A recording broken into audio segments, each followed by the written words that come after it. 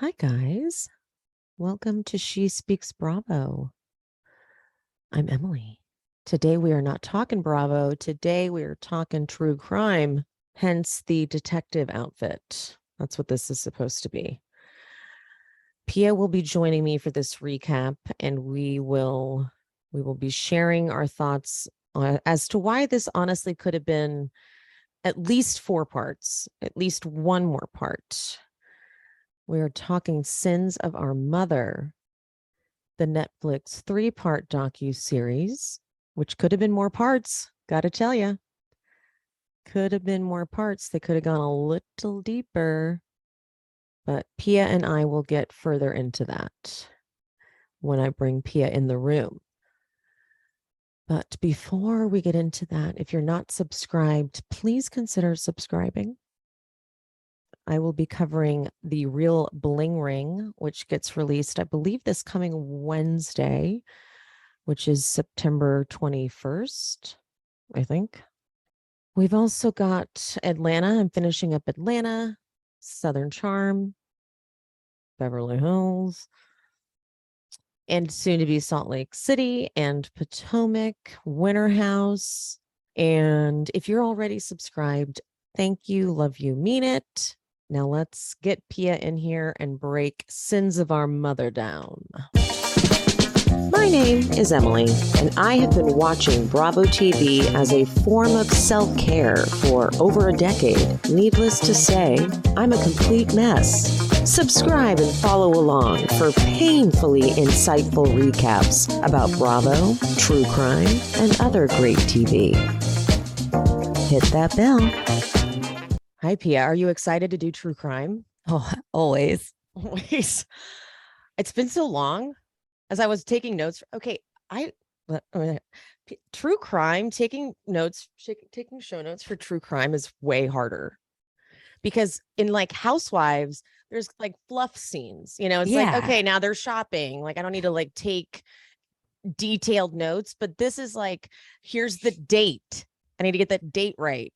And then like every single scene is vital information. So it took me, no joke, for the first 2 episodes, 2 hours each episode to get through the notes. No.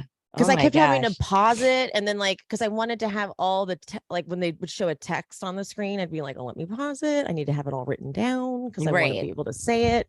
I'm sure I didn't need to be this detailed, but you know me, I'm psychotic like that. I love it. I love how detailed you are. It's like I wanted to have it prepared because as I was going through this, I could not believe how bad they handled so much of this throughout the entire process. Let's get into it. Let's get into it. So it starts off, it's okay. Like this is the type of documentary I like the way it starts off, like body cam footage. He's walking up and he's like, so what sucks so bad for this man, Charles Vallow, is that it's like, how do you not sound crazy telling people my wife thinks I'm a zombie and I'm a dark spirit and she thinks I'm Ned. Yeah. You sound crazy. Like you sound crazy. And it's literally the definition of gaslighting. And it would be different if she was so far gone where if she spoke to anyone else, they could easily pick up on her delusions. But for a time there, she was able to stay somewhat normal, like in her conversations. Like, so like he would be saying that she's saying all this stuff, and then she would be sending a what the text sound and very coherent. That's what's fucked up about it. Yeah. So don't you think it's kind of crazy that she was so adamant about her beliefs, yet she could bounce out of those just to be like lying and being like, he's cheating, which to me made me feel like, and I think that I still have this opinion, but from the very jump, because she was able to be so calculated in how she was like getting ahead of like her the people that he was trying to warn, like her family members and, the friends around, that I don't think she, I don't think that either of them actually believe the things that they are saying. I think that the motive here was money. Right? Because like if you really do believe this, wouldn't you be telling everybody?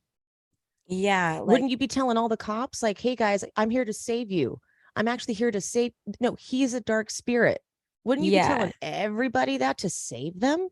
But okay, so we'll keep going. We'll keep going. yeah, So then they have then Colby. Okay, so I'm gonna have some news about Colby in just a second. Um, Colby's like, two detectives knock on my door and they're like, are Tylee and JJ here? And I'm like, what? I don't even live in the same state.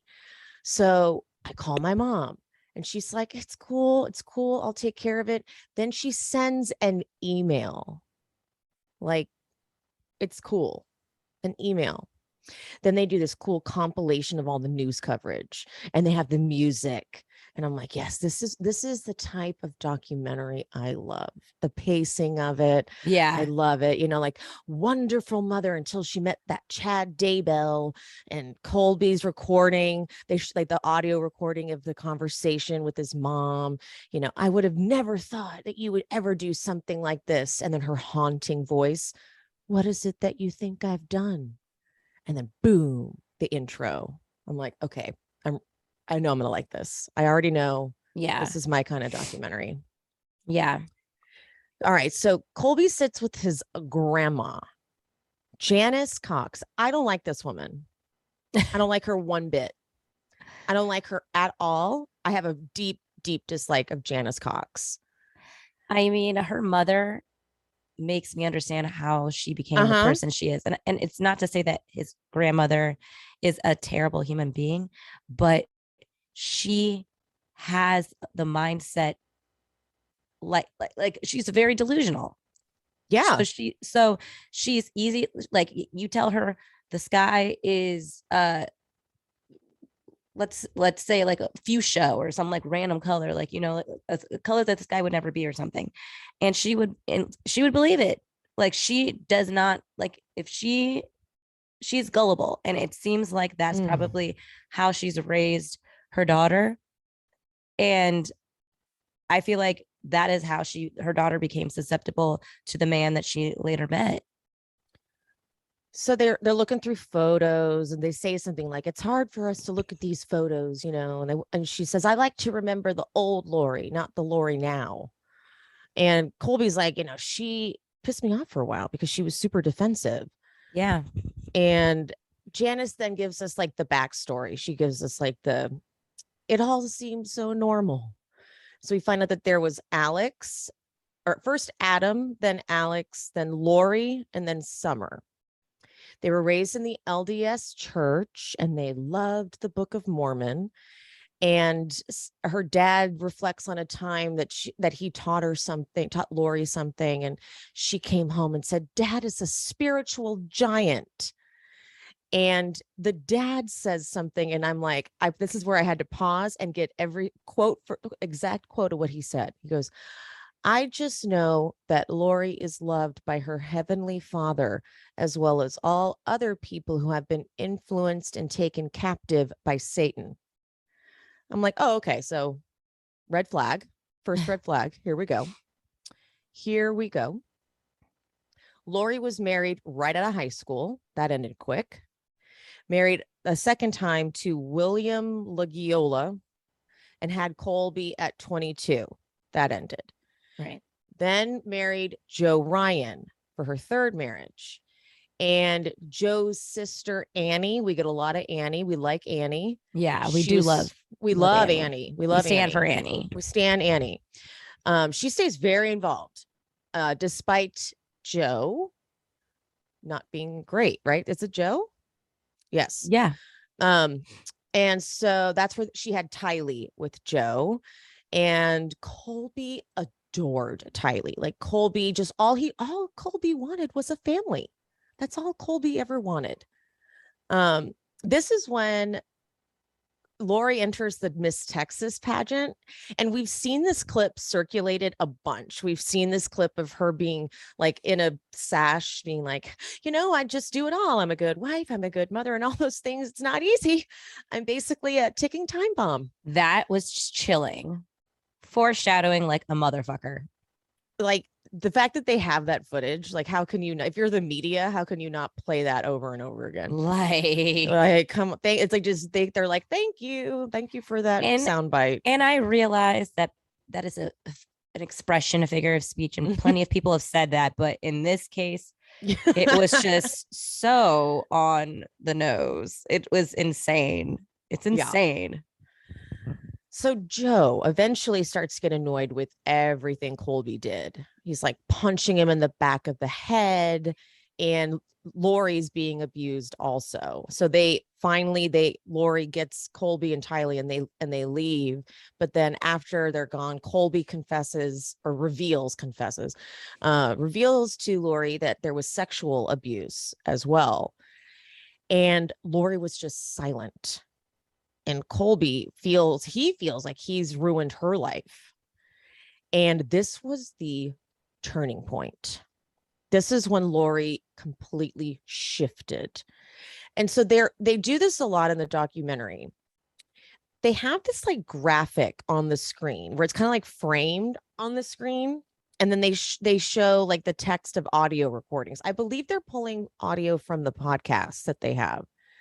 And so she says, "You raped my children and I was going to murder him. So I went and I met my bishop." And so this really was like when she decided that she was going to take her murderous rage and turn it over to some sort of faith. Right. And that says it all. Yeah. Says it all, right? And so Alex Cox is her brother, and he's a comedian. And so they show this clip of him doing stand-up comedy where he's joking about how he took a stun gun and tased his Joe and in his nutsack. And apparently in Texas, that's a felony. And so clearly he's also harboring murderous rage.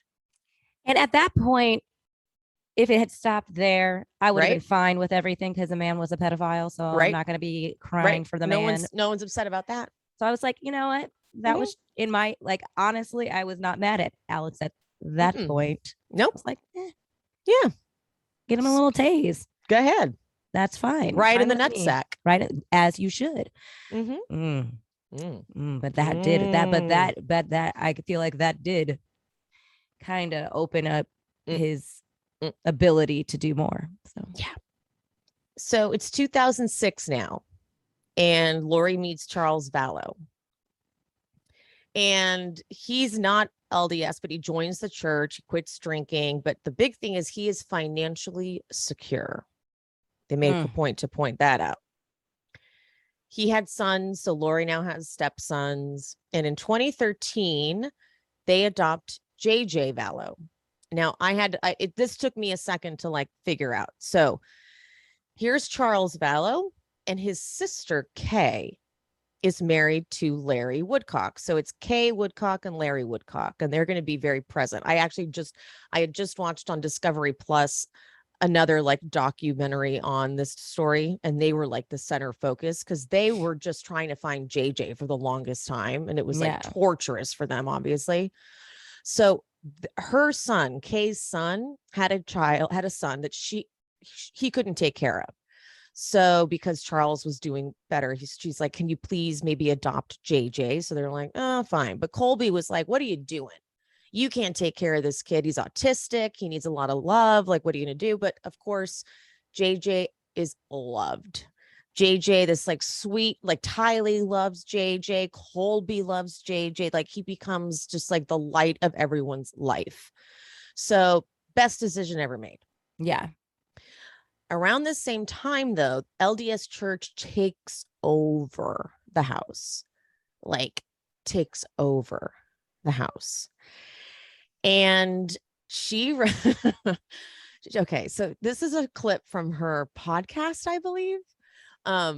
and this, I wrote this whole thing down because to me, okay, I'm going to say this because this was like just put up on the screen. Like, this is just stuff she was saying, but I'm going to say this in my voice and I want to see how I want to see how it sounds coming out. Okay.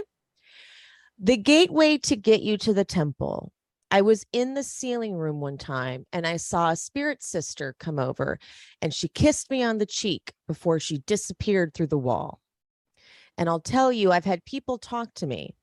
All of a sudden, I hear this voice super loud and I look around and like, anybody hear that? And he sent me on a mission. So he told me and my husband to move to Kauai. I understand that. I do believe in spirits and things like that. But in this particular case, it seems like she's been showing a pattern of using a said spirit, quote unquote, to justify things that she just wants to do in life.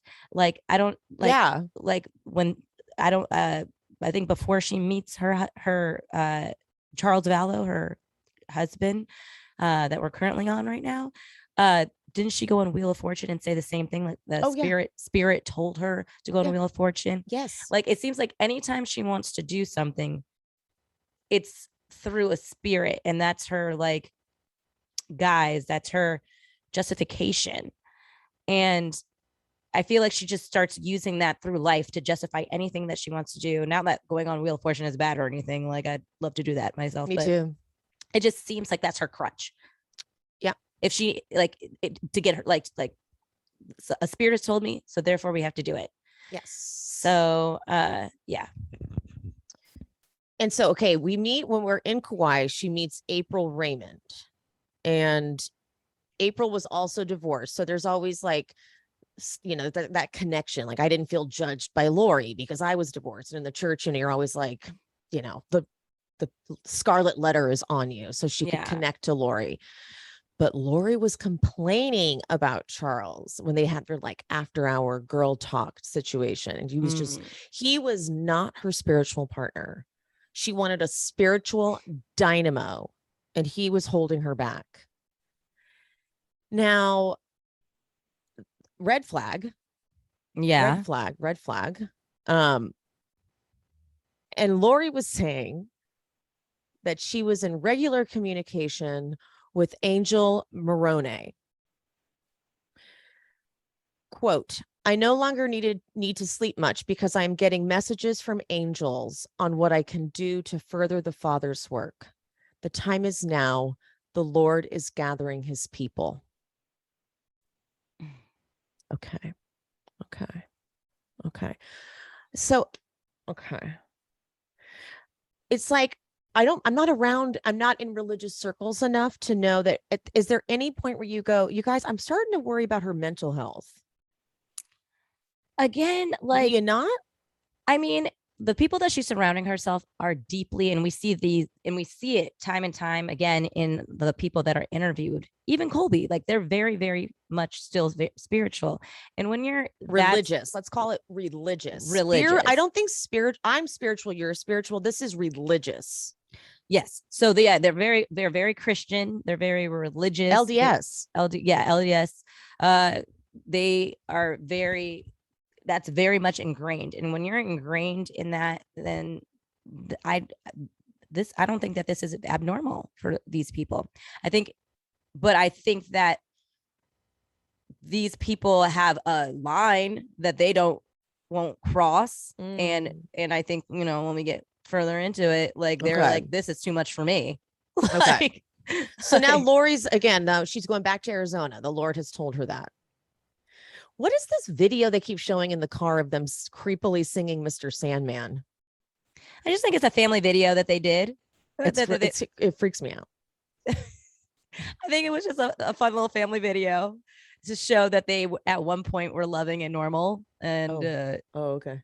Yeah, I think that was supposed to show that they at one point were actually happy, dynamic, because Colby says that constantly throughout. Like, this is why it was so shocking and hard for him to, and I think that's the biggest, I really feel for Colby, honestly. Wait, well, let me get right. Okay, so that's coming up right now. Yeah. So unfortunately, do you know about this? What? All right. So I'm going to read something that happened. So we are introduced to Colby meets his wife eventually, Kelsey. But I Googled what's up with Colby now. No, please. And yeah. What is happening? All right. So I'll read this to you.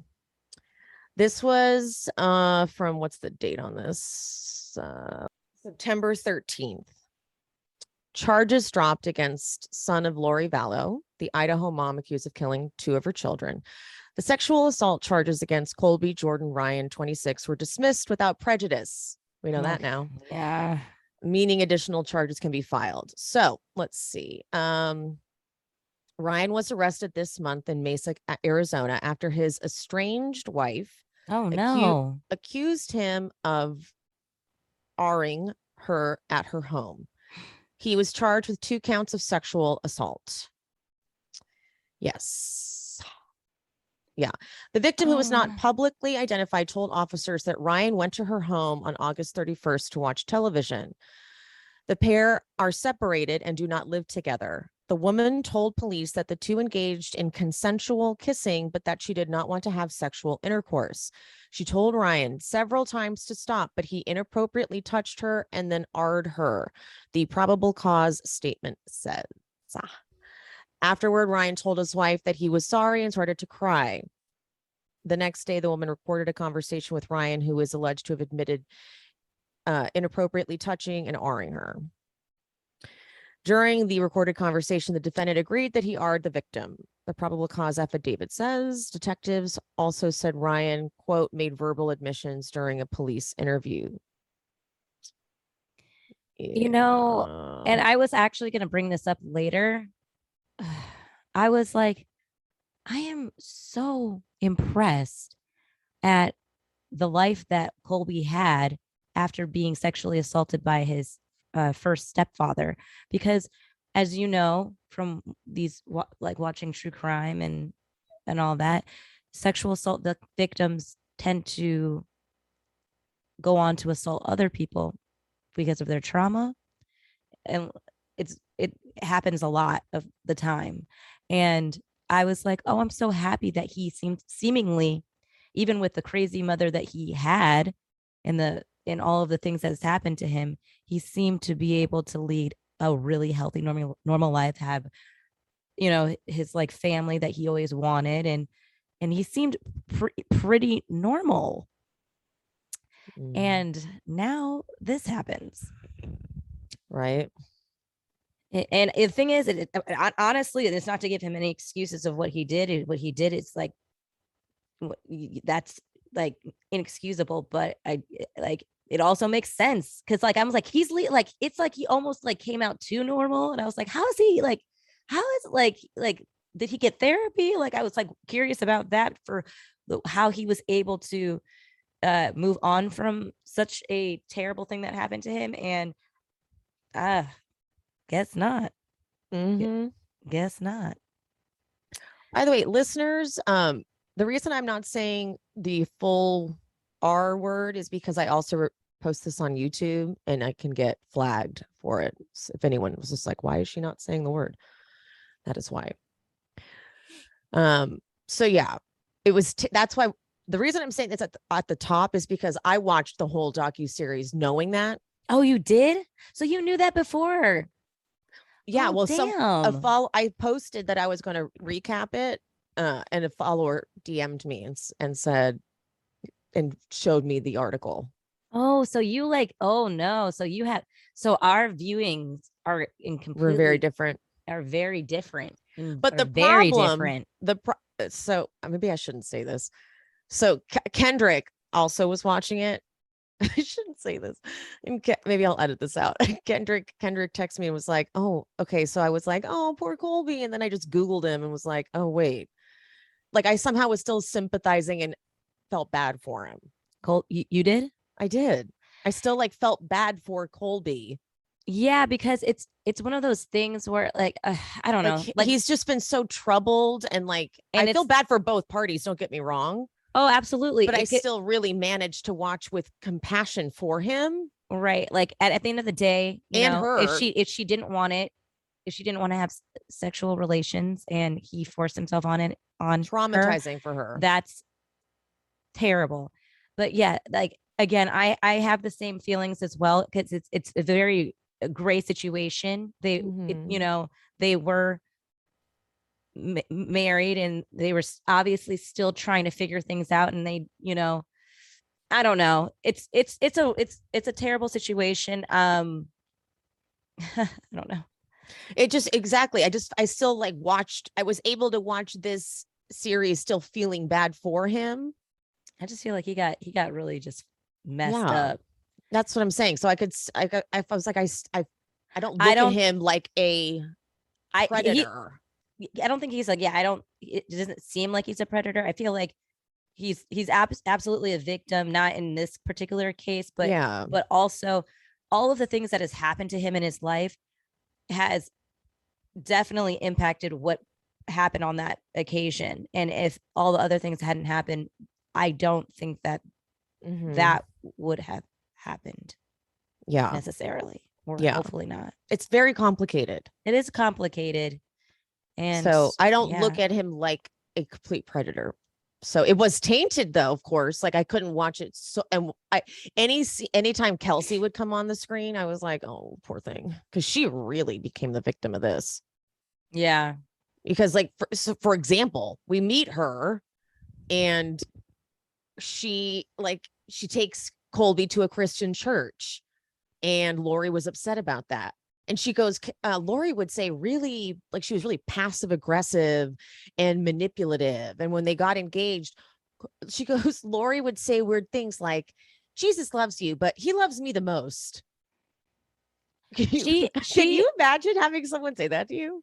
Yeah. Like honestly, Lori, and this is why I don't believe that she is, she reminds me of, I hadn't finished watching the movie or documentary on Tammy Faye Baker, like the evangelical, like the woman, evangelical lady. Yeah, from like the 90s with 80s with her husband. There was a documentary on her. I believe there's a documentary, but there's a movie that Kate Blanchett stars in, along with Andrew Garfield. What is it on? It's I think you can watch it on Peacock, actually. Oh, good to know. But is it not good? Is that why you didn't finish it? No, I'm going to finish it. I actually started it on a plane. Oh, gotcha. So I landed and it wasn't fucking finished. But I just realized, I just saw that it is on one of the streaming sites to watch, and I believe it is Peacock. So I will be watching it because it was actually really, really good. Okay. And I bring that up is because Tammy was brought up in extreme faith, and she just really, what it was she was using her faith to be able to get like notoriety, to be able to become famous. And I feel like that is kind of like what she reminds me of, Lori. She like the pageants, like the Wheel of Fortune, wanting to be with a person that's gonna be like considered like a high spiritual person. She's just she seems like she's just constantly trying to be better than everybody, or like be the top dog, like be like godly, or like Jesus or something. So that to me like makes me feel like it's all manipulative, and she doesn't actually believe any of this shit, and it's all just personal gain. You know what I mean? It's like she does not believe that people are zombies. She just wants to be like this legend, this entity. I don't know. Does that make sense? No, I completely got the way you explained the Tammy Faye Baker thing confused me. Well, because like Tammy Faye Baker, can you explain it like a little slower, maybe? Because I got confused as to what you said. So like she reminds me of Tammy Faye Baker in the sense of she uses her faith for fame. Okay. And it's not pure. It's not like it's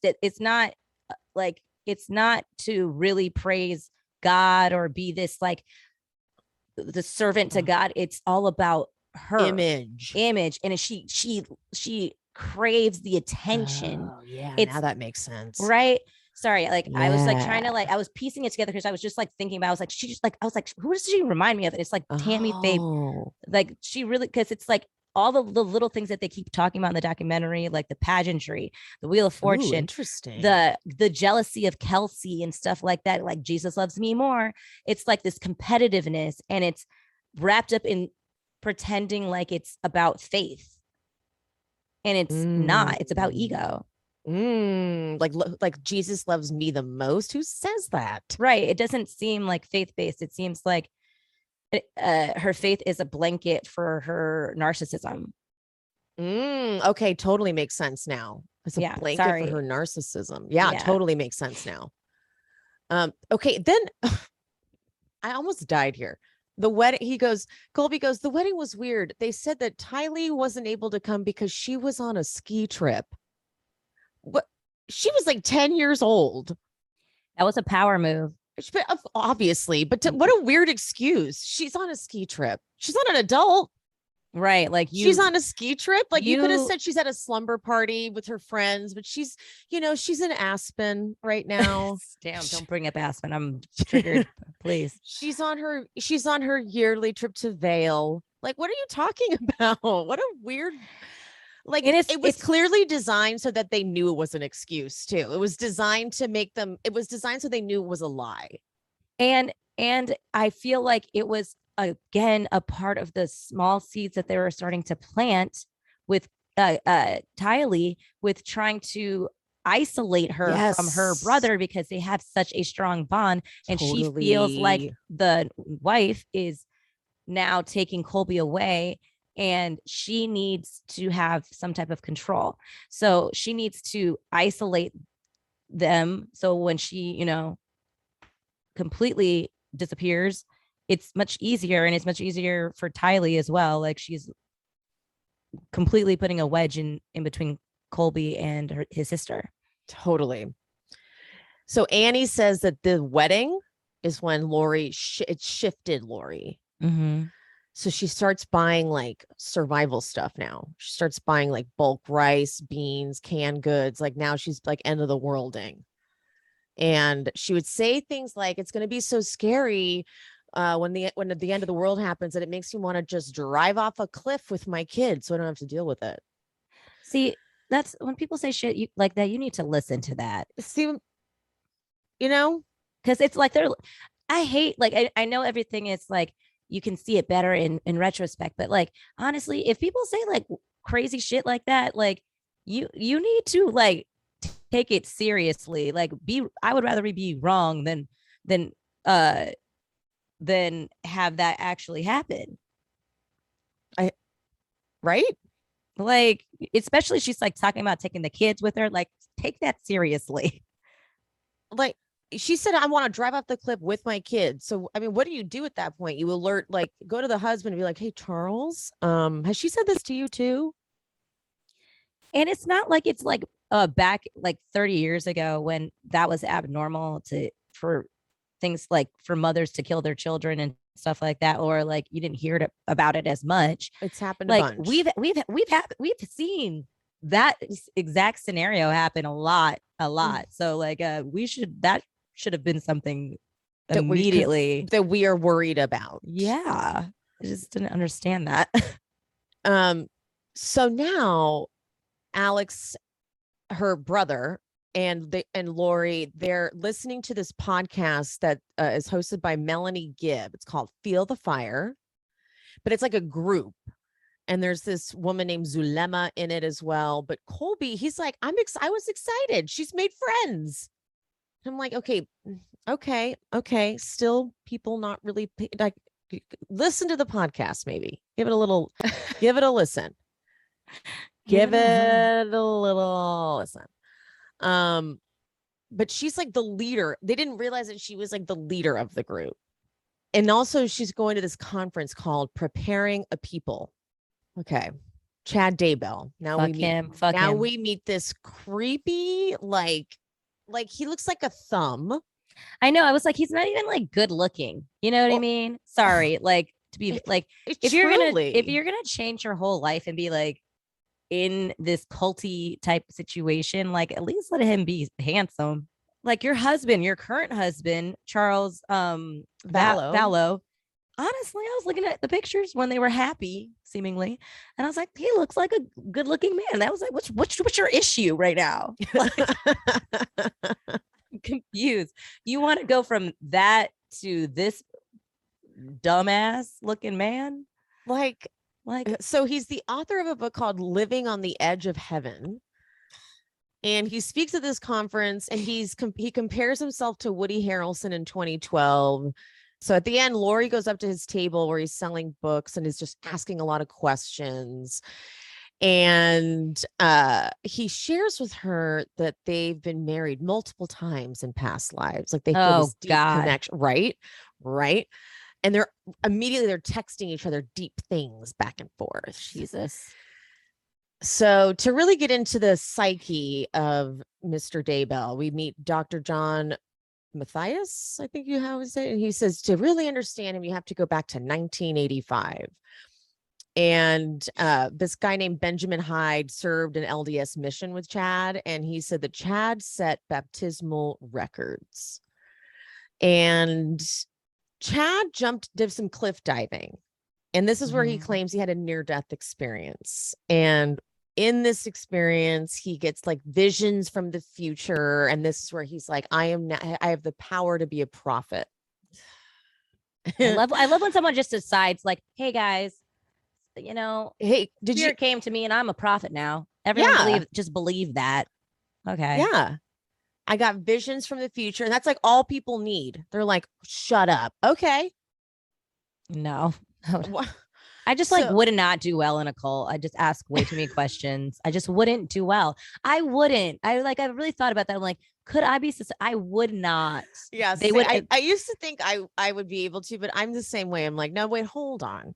It was just because I would be like, this doesn't make any sense. Like, why are we all dressed the same? Like, I don't want to do this. Like, what do you mean I have to text you with what I'm eating? Like that Nexium cult? Yeah, I'm like, this is not going to work for me. Like, I want Taco Bell right now. I'm like, not going to ask you about that. I'm going to eat it. So he meets Tammy, poor woman, his first wife. They have 5 kids, writes some books, starts his own publishing company. Sounding very, what's that fucking thing that's all over Scientology? Oh, very. Doesn't it? And it very much has Scientology. It's very Scientology. It's like Scientology and LDS combined is what he basically did. Yeah. He took little bits of Scientology and little bits of LDS, and he's like, here's my religion. Yeah, that's exactly what he did. So we meet Julie Rowe. This woman is intense. She's a woman with prophetic gifts. And she's like, and that's not really people don't like that in the LDS church. She's intense. She's very intense.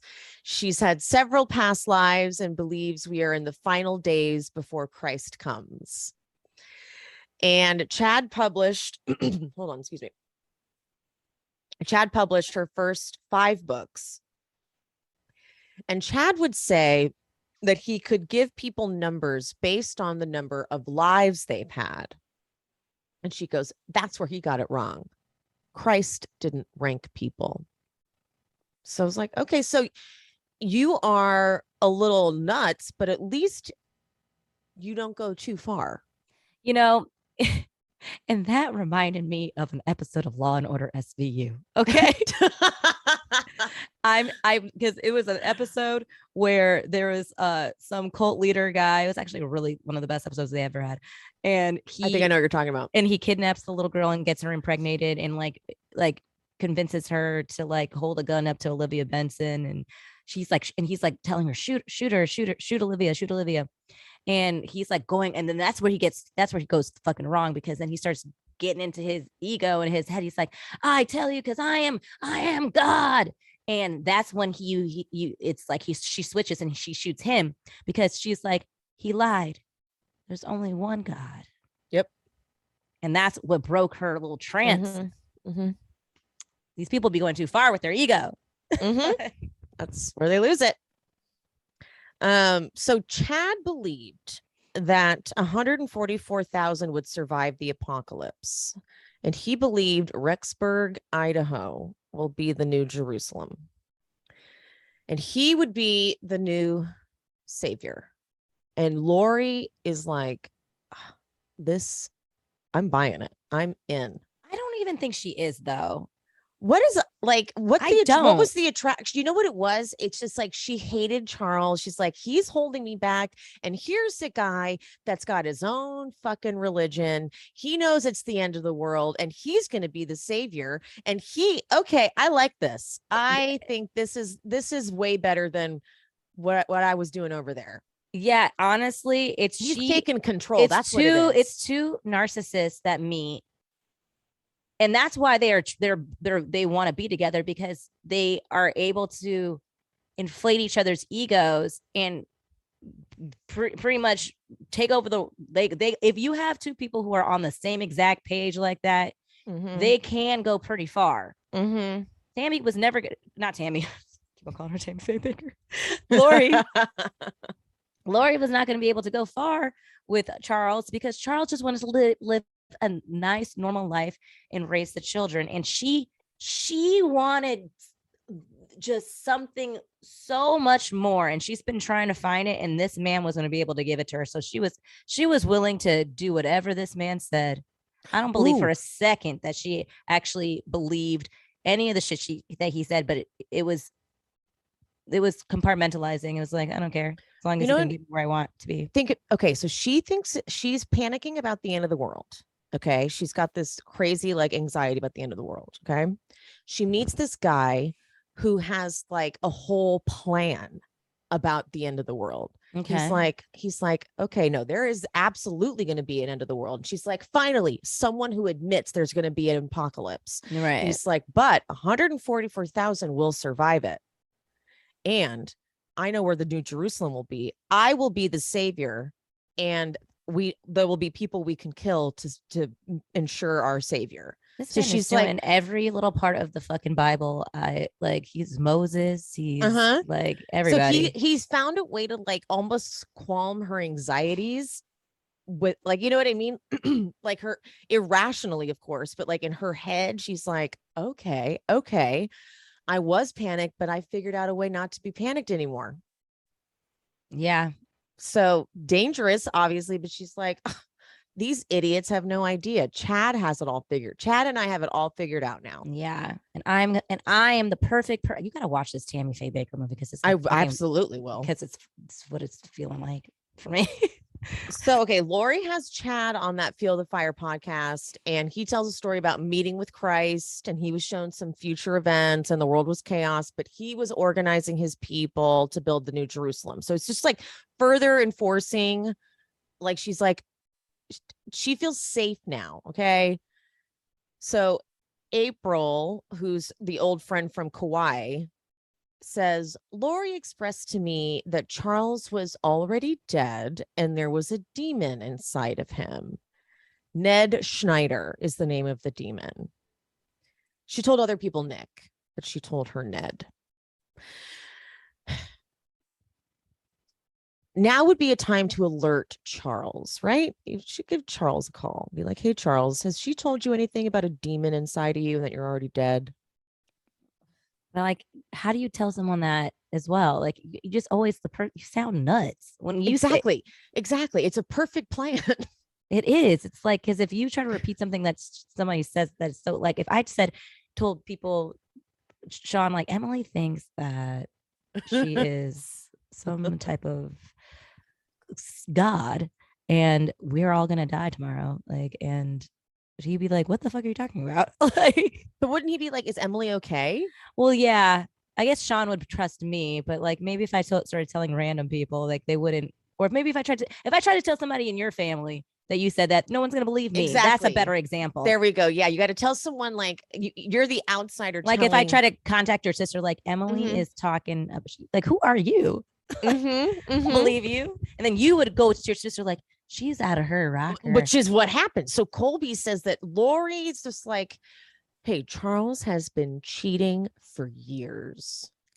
And that's all that needs to happen, because now Charles trying to tell Colby Lori's crazy, and like he starts emailing the whole family that Lori thought she was a superior being and thinks that she knows things that she doesn't know. It's actually the perfect fucking thing to do, is to just say, like, first of all, that's his mother, who has up until this point been a loving mother got him out of the situation that he was in, and his stepdad, who has been loving to him, but you're going to have loyalty to your mother, right?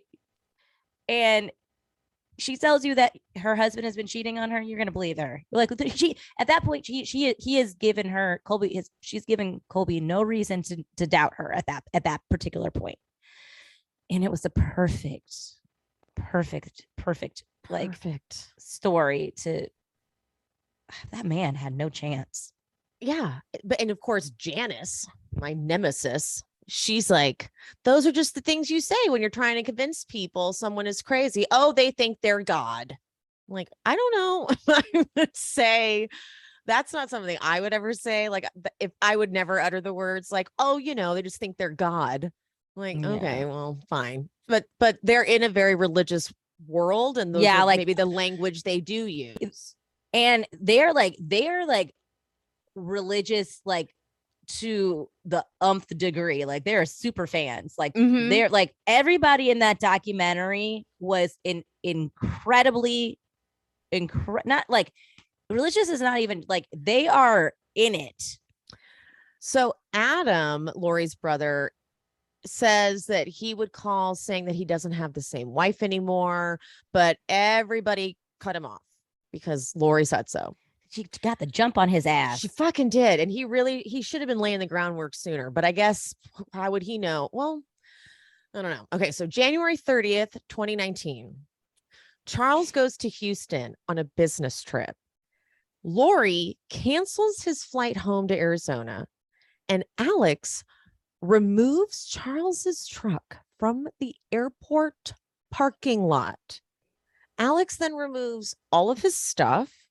He calls Janice and the cops. Like Charles calls Janice and the cops. And now we're back to that the very first scene from the documentary where the body cam footage of the cops. Yeah. And poor Charles. Now, legitimately, how the hell do you say to the cops what he's saying without you sounding nuts? No, there's no way. This is what he said. He says, this is a quote. He goes, I can't get in touch with my kids. We're LDS. She thinks she's a resurrected being and a God member of the 144,000. Jesus is coming next year. She took all her money out of her bank account today. Sorry. There's no way to say that. He shouldn't have led with that. He shouldn't have led with that at all. He should have completely omitted that 100% and just gone with, I can't get in touch with my kids. She took all her money out of the bank account. My truck is gone. She went to the airport. Got it. That's what he should have said. He should have left out because all the other stuff. Because people are like because they're so in their bubble of people that all believe in like it, or like just as in it as they are, that when you talk to someone who is not in it like that, you just sound crazy. They're like 144,000. So then the cop goes, so what makes her a danger to herself and others? And Charles says, well, she threatened to murder me. And the cop goes, well, we're talking spiritually. Yeah, because they're like, what the fuck? Like, you just said something about, and he goes, no, talking physically. I will kill you because you're not Charles. Okay, so it's like, who's Charles? Like, I'm like trying to keep up. It's just like when you're giving too many details, like, yes. Oh, God. And the cop goes, so at this point, she doesn't think you are her husband. And then Charles says, she thinks I'm Nick Schneider. It sounds made the fuck up. It does. It does sound made up. Like, but it's not, and it's sad. It's so not fucked up though. Like, you're a cop. I feel like she just responding to a call. You're like you're trying to write down the details in your notebook. You're like, I'm sorry, one more time, Nick Schneider. I don't even know where to put that on my notes. Oh, and it's like, yeah, God. And the thing is, because he's saying all of these crazy things, like, and it's like, and I feel like at the time, the cops, even with all this information, they're like, okay, if she is really saying all this maybe we do need to go in. You know what? He did get them into that house. He did get them. So you know what? Good for him. He was like, I'm telling you, you got to get in that house. Yeah. He's like, the cars are gone. I can't get in. They had to kick the door in. But then the cops go, they don't have a crime because she's in her legal right to do what she did. I know, and that sucks because it is. It's like what, like they can't say that she can't take her kids anywhere. Like they don't have any. It's not a custody agreement at this point. I don't believe. Yeah, so they're still married. Yeah, but what she's doing is she's just like, I feel like she's like Gone Girling him and all the other movies that we've seen, like just like making this man look wild. Because so JJ had school the next day. So Charles goes to the school and like, I guess the car door was unlocked. So he takes her purse and reaches out to the police department. The cop is like, how did you get her phone? And Charles is like, because it was in her car this morning when she pulled up to the school. I took the keys out of her purse because he was trying to keep her there so she couldn't leave. That's when I called you guys. Somehow she has another set of keys and left with my dog. Too far if I'm concerned. Yeah, don't fucking take my dog, you crazy. Okay, so but now this is where she really slam dunks on him. Later that day, Lori, Tylee, and Melanie Gibb, they go to the Chandler Police Department. And Lori gives a statement saying that she caught him cheating and she totally lied. Okay, this is the part where I'm like, bitch, if you were really as pious as you are, and believe nice word. And believing all, I know, right? And believing all the shit you believe, you would not be lying. You would not be making all of these things up about him cheating and full lies. But I guarantee her justification for doing that and her lying is because the people are not ready for what is to come. So I'm trying to save myself and my children. Or she's just like, I am. God has told me to not reveal my plans to anyone yet because we're not ready and we're preparing. Like, so I've had permission to lie because it's for the good of humanity. There's always a good, like, you know what I mean? There's always some like bullshit reason why people get to commit murders and lie in the name of God. Because what this bitch should be doing is walking in there going, look, I know that the world is about to end and there's going to be only 144,000 of us who survive. Like, she should be telling them that. Okay. But instead she's like, he's cheating and I found out he's cheating and he stole my purse. I mean, because on paper, he's the one who looks crazy. Yeah. Cause that wasn't so now that we are at the police station, this is what I was going to bring up. Like, so all of him telling the truth, literally telling the truth verbatim, all the things that she said to him about like the, like he's not who he says he is. He's now a zombie. He's Nick Schneider or whomever.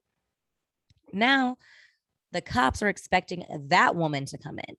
They're expecting that woman who is going to be erratic and crazy and spinning these stories of doomsday and all this stuff. And she's not. She's coming in like, it's more now because I feel like police hate this. They hate domestic disputes that are petty, not ones that are dangerous. That it just seems like you were cheating, you're pissed, and you guys are petty. Can you guys work it out? Because we don't have time for your games, your marital games.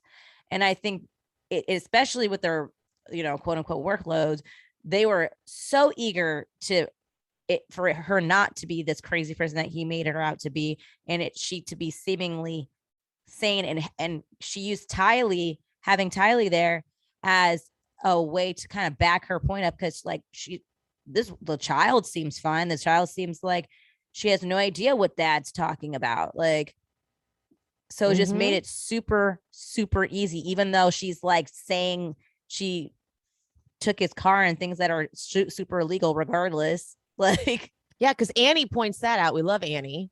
She goes, these officers are just so captivated by her that they're ignoring so many things they should be suspicious of, like taking all of his things down to his underwear, taking his car, taking his kids in the middle of the night. They're just like, oh, well.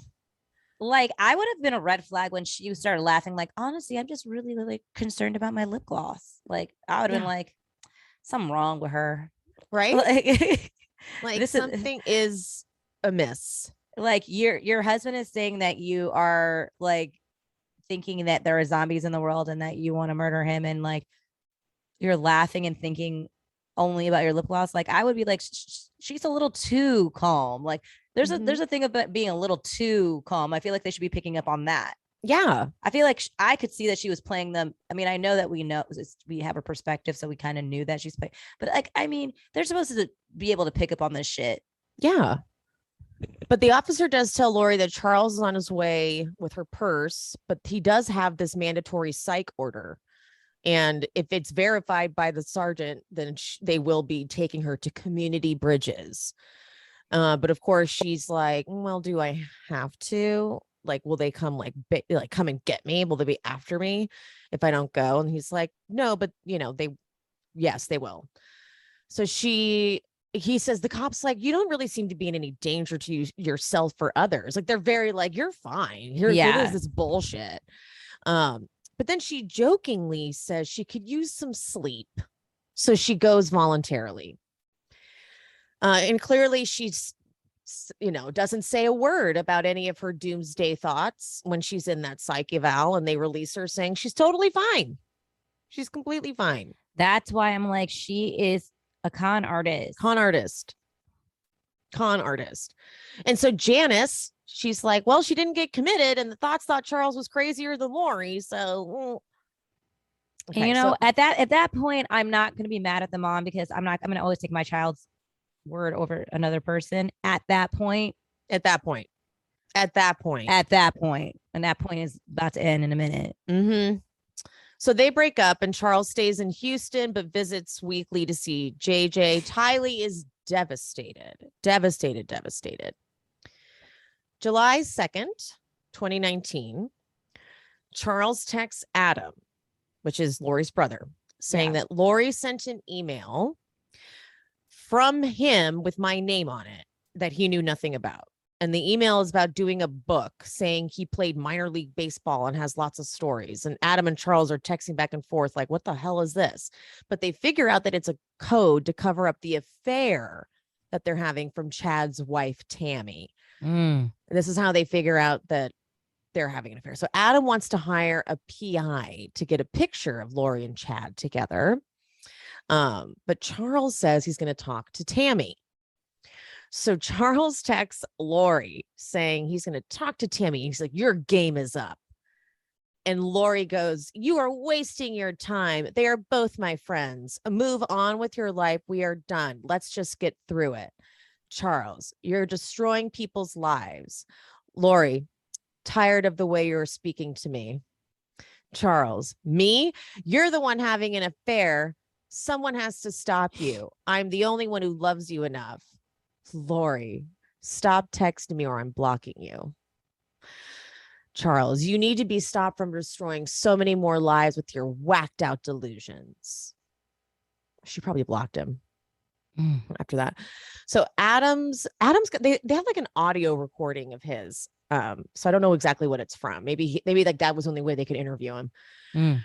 So Adam says that he called a family meeting, but Charles is super insistent that it be a secret from Lori. But Adam gets out there. He tries to call Alex to be a part of it, but Alex doesn't return his calls. And so Lori is texting Alex because she figures it out. She's like, they are planning some kind of an intervention. And the text is, apparently it has something to do with Ned being gone. And Alex says, get rid of Ned already. Here we go. And Charles is supposed to pick up JJ. And he texts Adam at 7:30 a.m. the next day saying, Alex is here. And then this is how the episode ends. The 911 call is Alex calling and saying, I got in a fight with my brother-in-law and I shot him in self-defense. End of episode.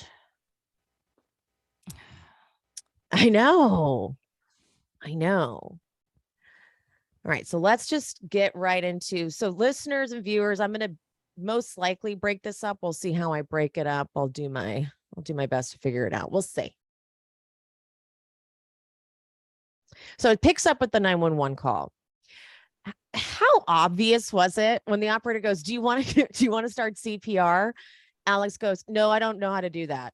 So she gives him direction. How obvious is it that he's not doing it?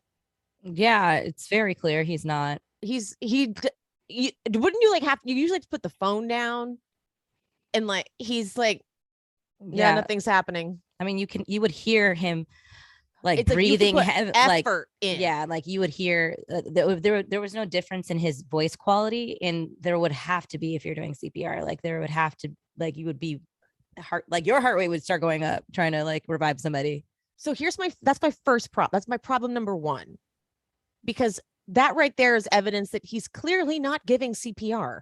Yeah, like that's like obvious. He would have to put the phone down. There would be clear like breathing difference in his voice. He's not doing anything. And he literally, it's 2 seconds go by and he goes, yeah, nothing's working. It's not like he's trying, Yeah, no, he wants that man dead. So there you go. So there's that's one. So they have like the body cam footage of them instructing him to come outside and sit on the curb. And so the officer's like, what happened today? How did it get to this? And they cut to the opening credits. All right. So we meet Justin Lum, who's the investigative reporter. And so here's Alex's statement. He said 20 minutes ago, they got in an argument over his sister. He was getting physical with her. So my niece came out with her bat. Then he took the bat away. And then the officer says, wait, I thought your niece left. And Alex said, she did. This was before. He was getting close and she came out to defend my sister with her bat. She poked at him and he took it away. I stepped in and told them they need to separate. So then my sister leaves with my niece. Officer, how long ago did they leave? An hour, 10 minutes? Alex says 20 minutes, maybe. I don't know. I think he came in a rental car. Okay. Like, okay. What does that detail means? Nothing. I feel like when people tell you like stupid details like that they're trying to cover up the lies that they're spitting. Mm-hmm. They're like it's too much, too many details. It's like, what does that have to do with anything? He's so calm. That's first and foremost. He's incredibly calm about having just murdered someone, whether it be self-defense or not. So that's a big red flag. So Justin, then the reporter explains that Lori takes Charles's rental car, takes JJ to Burger King, drops him off at school, then buys flip-flops for herself and Tylee at Walgreens before returning home. So Alex says, we're in the living room. I turn around and he hit me in the back of the head with the bat. So I went to my room, got my gun. He always has a concealed carry, always to be safe. So at this point, as he's being questioned, Lori comes home with Tylee. She introduces herself as his wife, which I found to be very interesting. His wife. She says, I'm his wife. Alex, and then so he says, please go over there. Alex says, I went back into the living room and said to him, what's your problem? And the officer said, with the gun. Now, I thought that was a valid question because if you've been hit in the back of your head with a bat. Yeah. And you go, oh my God, I've been hit in that back of my head with the bat. I'm going to go get this gun. You don't go, hey, what's your problem? Walking back in with the gun. Yeah. Like that just doesn't logically sound right. Yeah. You would grab a gun and be like, back off or I'm going to shoot you. And then also, like, why did you do? He shot him in the chest. Like, you could disarm him if he just has a bat. He could have just shot him in the leg. Yeah, and you would have warned him, like, back the fuck off, or I'm gonna shoot you. What's your problem? Like, that's not how you ask that question in that moment. So this is all super suspicious. The officer is acting like this is all logical. And then Alex goes, yeah, I said, put the bat down, and he wouldn't do it. And he came at me with the bat again after he already hit me in the head. And so I shot him to stop. That was it. That doesn't track at all. It doesn't. At all. That should be so suspicious. Completely. That none of that should not have been in any way like this sounds I'm satisfied. The whole thing sounded chaotic and crazy, and it felt like they were changing their stories multiple times. It would have had so many red flags to me that I'd be like, this doesn't something. It just seemed fishy. I feel like anybody that you told that story to would be like, that don't sound right. No. So they check the wound in the back of his head, and it's like they're like, it's maybe an inch. They're kind of trying to be like, it's not that big a deal. And so the officers then fucking talk to Lori, who has no reaction At all. They've only lived there for 3 weeks, and she goes, oh, yeah. I'm like, hi neighbors, sorry.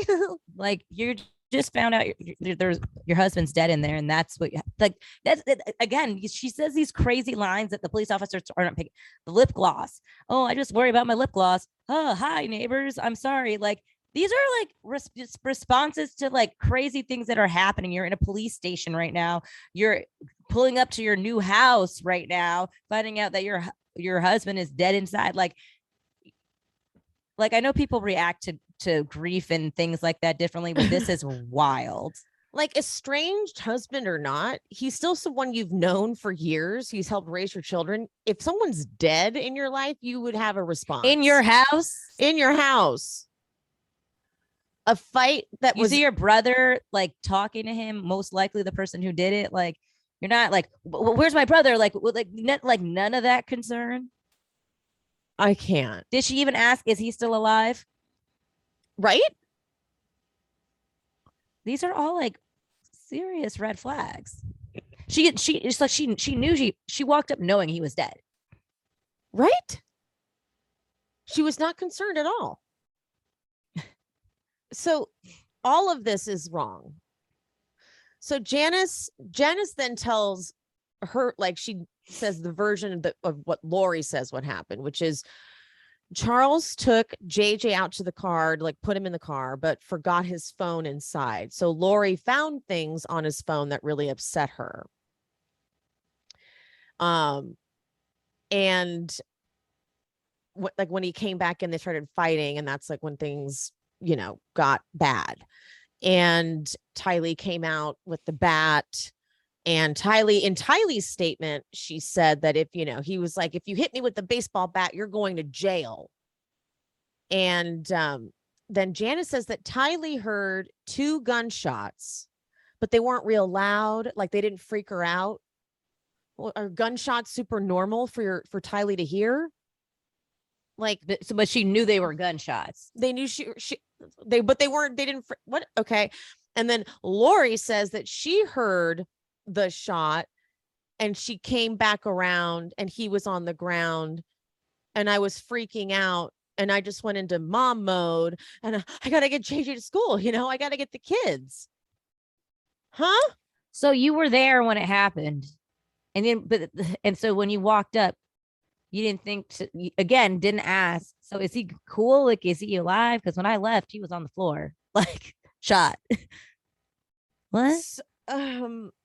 So this is like in their state, like they're cutting between Janice telling the version, and like Tylee and Lori are in the same interrogation room. And it's a very like nice interrogation room. It's like it looks like a therapist office. And Tylee is asked if she went back in the house after Charles was shot, and she has to she thinks for a long time. Like, she's like pauses, and she goes, yes, I had to get my mom's purse so that she had like her wallet and stuff, but I tuned everything out. I went in, I didn't look at anything, I didn't see anything, I just ran in and ran out. Oh, they forced that kid to lie. Oh yeah. And she was trying to figure out what her mom told her to say. Yeah. So Lori is asked if anyone discussed calling 911, and she says, ha, yeah, he called me and said, are you taking JJ to school? And I said, yeah, we need to call the police. And he said, okay. Oh my God. None of these people should have left the station. like that was like insane. That was insane. Like that they did everything that like you're not supposed to do. Like, if someone is shot, you're supposed to call 911 immediately. They waited I think almost 2 hours, because I think they said that they called 40, they like, what was it, 43 minutes after he called Lori, after Alex called Lori. So that's like probably like 2 hours of time that's gone by. This man's just been laying on the floor.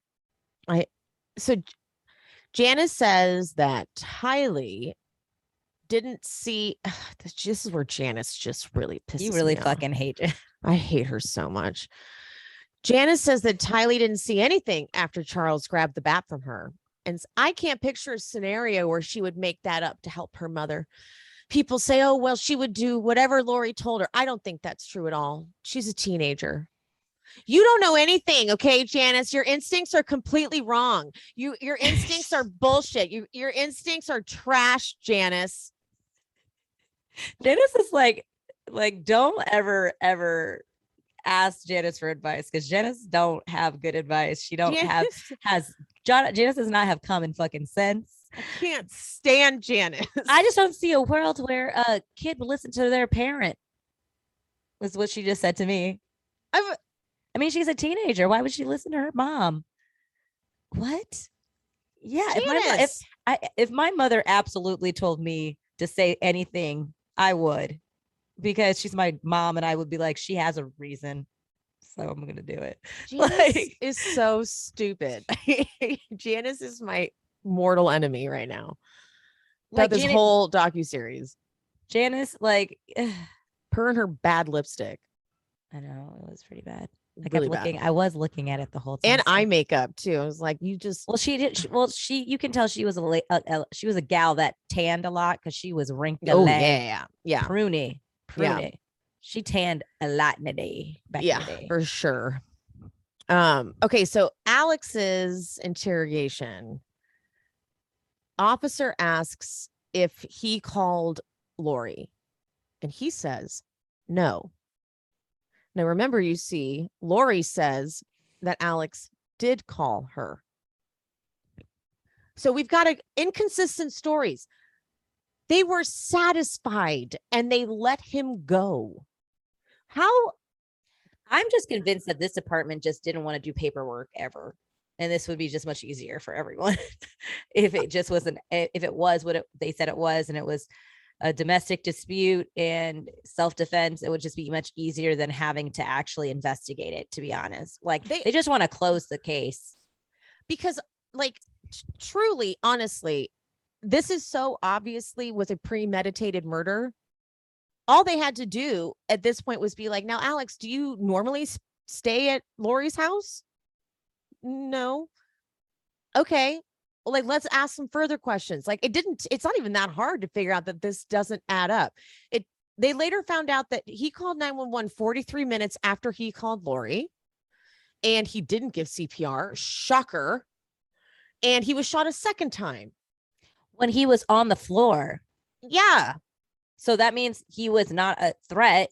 He shot, that was a kill shot. Like, he wanted to make sure that he had, which, oh my God, it just like makes so much, like, if he didn't perform CPR and he shot him a second time while he was on the ground, that means that man wanted him dead.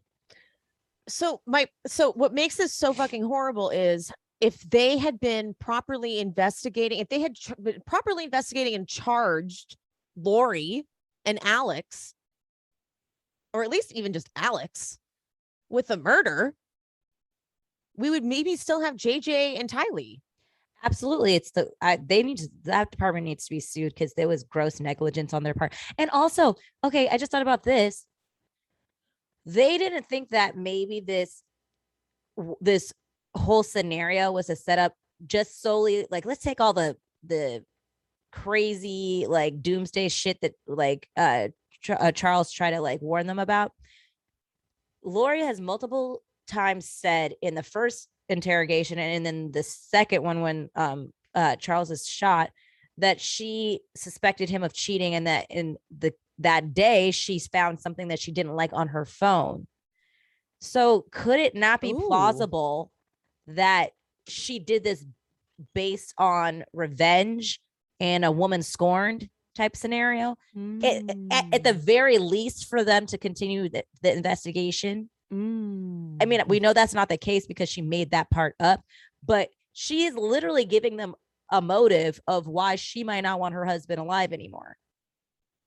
Like they were handing you guys obvious evidence.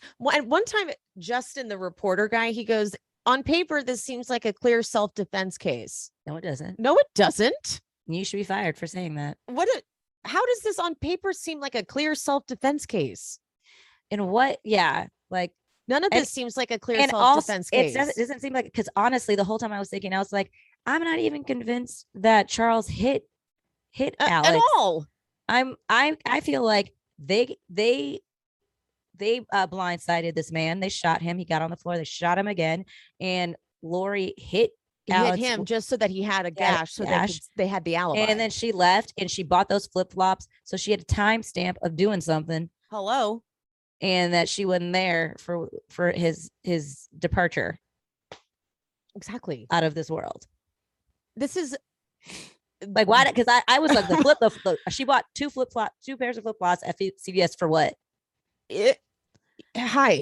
Like, instead of taking JJ straight to school, she stopped at Burger King and she got flip-flops. Like, they knew like, did not anyone think it was weird that this woman knew that this man had been shot and is on the floor of her new house that she's only lived in for 3 weeks, and she was calm enough to order some damn Burger King for her kid? And I know she wanted to use the excuse I was going into mom mode, but that was like, you also needed to shop for flip-flops after that as flip-flops? For what? Did you get blood on your flip-flops when you helped shoot that man? You got to get so you heard the shot, like you went out, you heard the shots, you came back in, you're freaking out. But I went into mom mode and said, Tylee, we need flip-flops. Did they even like check their bodies for any blood or anything like that could indicate that the story isn't matching up to the timeline of events or any of that? Honestly, though, this is fucking crazy. This is shoddy ass police work. Beyond. Like they practically said to them, this is clearly not a self-defense shooting. There was so many reasonable doubt that it's not. Like, yes, it could have been in a scenario, but it could have not been in many other scenarios that they've also kind of delivered to you on a silver platter. Literally. So to be able to have that man walk out that day was ridiculous to me. Not even be held for a day. Like, that's, people get held for dumb shit like all the time. It's so obvious. I can't. And so, okay, Colby gets a call from Lori, and it's, so Charles died this morning. He had a heart attack. Kelsey doesn't buy it. Kelsey's like, no. And Lori then texts his sons. This is the text. Hi, boys. I have all periods. I have very sad news. Your father passed away yesterday. I'm making arrangements and I'll keep you informed with what's going on. I'm still not sure how to handle things. Just know I love you, and so did your dad. 2 exclamation points. Of course, they're like, huh? What? Are you fucking kidding? And she goes, I'll call you when I can, bub. He is here in Arizona. Doesn't respond for hours. And then she finally responds, I'm sorry you're so upset. She keeps saying, I'm sorry you're so upset, or I'm sorry you feel that way, which is such an insult. Yeah, it's like, this is she's disgusting. She goes, I'm upset too. I'm trying to get JJ ready for bed. I'm waiting to hear back from the medical examiner to make sense out of all this myself. Never says he was shot. And then also tells JJ's school that Charles committed suicide. I'm just confused of like, this is where I'm like, she's starting to unravel for me. How did she think that none of this was going to get outed? She just didn't think that Colby was going to find out that he was shot by his uncle. She just thought that the sons would just be like, I guess we'll just bury my dad and not actually look into his death. Right. Like, in the school, that one makes more a little Fine. more sense. Like, the school's not going to necessarily do their due diligence, but it's just like, but to even tell the school that, because like now that's on record, it's like, why not just say the truth that they're like even if you didn't give the details, like Mm-hmm. he was shot. We're not really ready to go into details, like at least with the school, and then the kids, you're gonna have to tell them that. Like, I don't know, like they're gonna find out. Like, I'm confused. Mm-hmm. Kelsey, though, she's like, we are done with your family. Okay, Colby, like we're not seeing your mom again. But she's putting it together because she's like, why was Alex even there? Alex is never like at your house. Like, why did he spend the night? Can Like, someone make Kelsey an honorary detective? Because this bitch is finding shit out left and right, like yeah. doing the job of the police department Mm-hmm. full force. Because none of it made sense, you dumbass cops. And so, right away, Lori calls the life insurance company. And this is hilarious. They go, and what was the cause of his passing? Lori goes, well, he was shot. Yeah, she was deciding if she was gonna lie, and like she just like Uh-huh. she She's was like, really like, should I well, sell like a but they lie? are going Like, to they're look gonna into this. to look into it. Like, she knew, she's like, damn, if I don't tell the truth, I'm not gonna get any of this money. But she is not the beneficiary because Did he she was really think, smart. like, did she, like, the thing is, she kind of like fucked herself because she's doing all this crazy stuff to him in Yeah. the very beginning. Like, you think Yeah. think that and you said that you're gonna probably murder him. Like, I would have immediately changed my life insurance policy immediately. Same day, same hour, same minute. Would not have, you would be off, baby. And I would have told her too. I would have told her, because I don't want you killing me for no money. Because you're not gonna get it from me, because you're not on the thing. So you can just leave me the fuck out of it. Figure out another way to get some money, because it's not gonna be for my death. So just leave me the fuck alone. So right away she texts Chad and says that Ned probably did it before we got rid of him. Chad goes, I love you. This is terrible, but is probably another step in bringing down the Gadiantons, especially Brandon. And Lori's still stuck. She goes, I'm thinking it must be K. Like, she's like, yeah, okay, whatever. I'm thinking it might be K. Like, she's like, the spiritual shit I don't need right now. It's K. She knows it's K. And it was K. It was absolutely Charles gave it to his sister. Yeah. So Colby said, Colby goes, my mom was acting real crazy after Charles was killed and saying people were after her. And then announces that she's moving somewhere cold and that they'll be back, and claiming she got a job and that Tylee was going to school, and it would just like, it was really irrational. But Tylee was majorly upset about it. And on the day of the move, she's like not talking and kept crying. And for everyone, and like for even for Janice, she's like, that's not like Tylee. She's always just like putting on a brave face and keeping a smile. And she was crying and crying. And she said to her grandmother, I'm okay, Mimi. I have everything I need. I just needed to cry. Now you can, the way she said that, I have everything I need, you know that like Lori has been saying that shit to her, like putting that kind of like repeatedly, you have everything you need. You have everything. We have everything we need right here. Just like training her. It's like, and then like the grandmother, you just said that this is not like her, and you don't, and then the dad, the husband Yeah, decides Charles like, is just shot by your son, by the way. yeah, Alex is your son. I'm starting to see this, like, not the way she raising these kids. Thank you.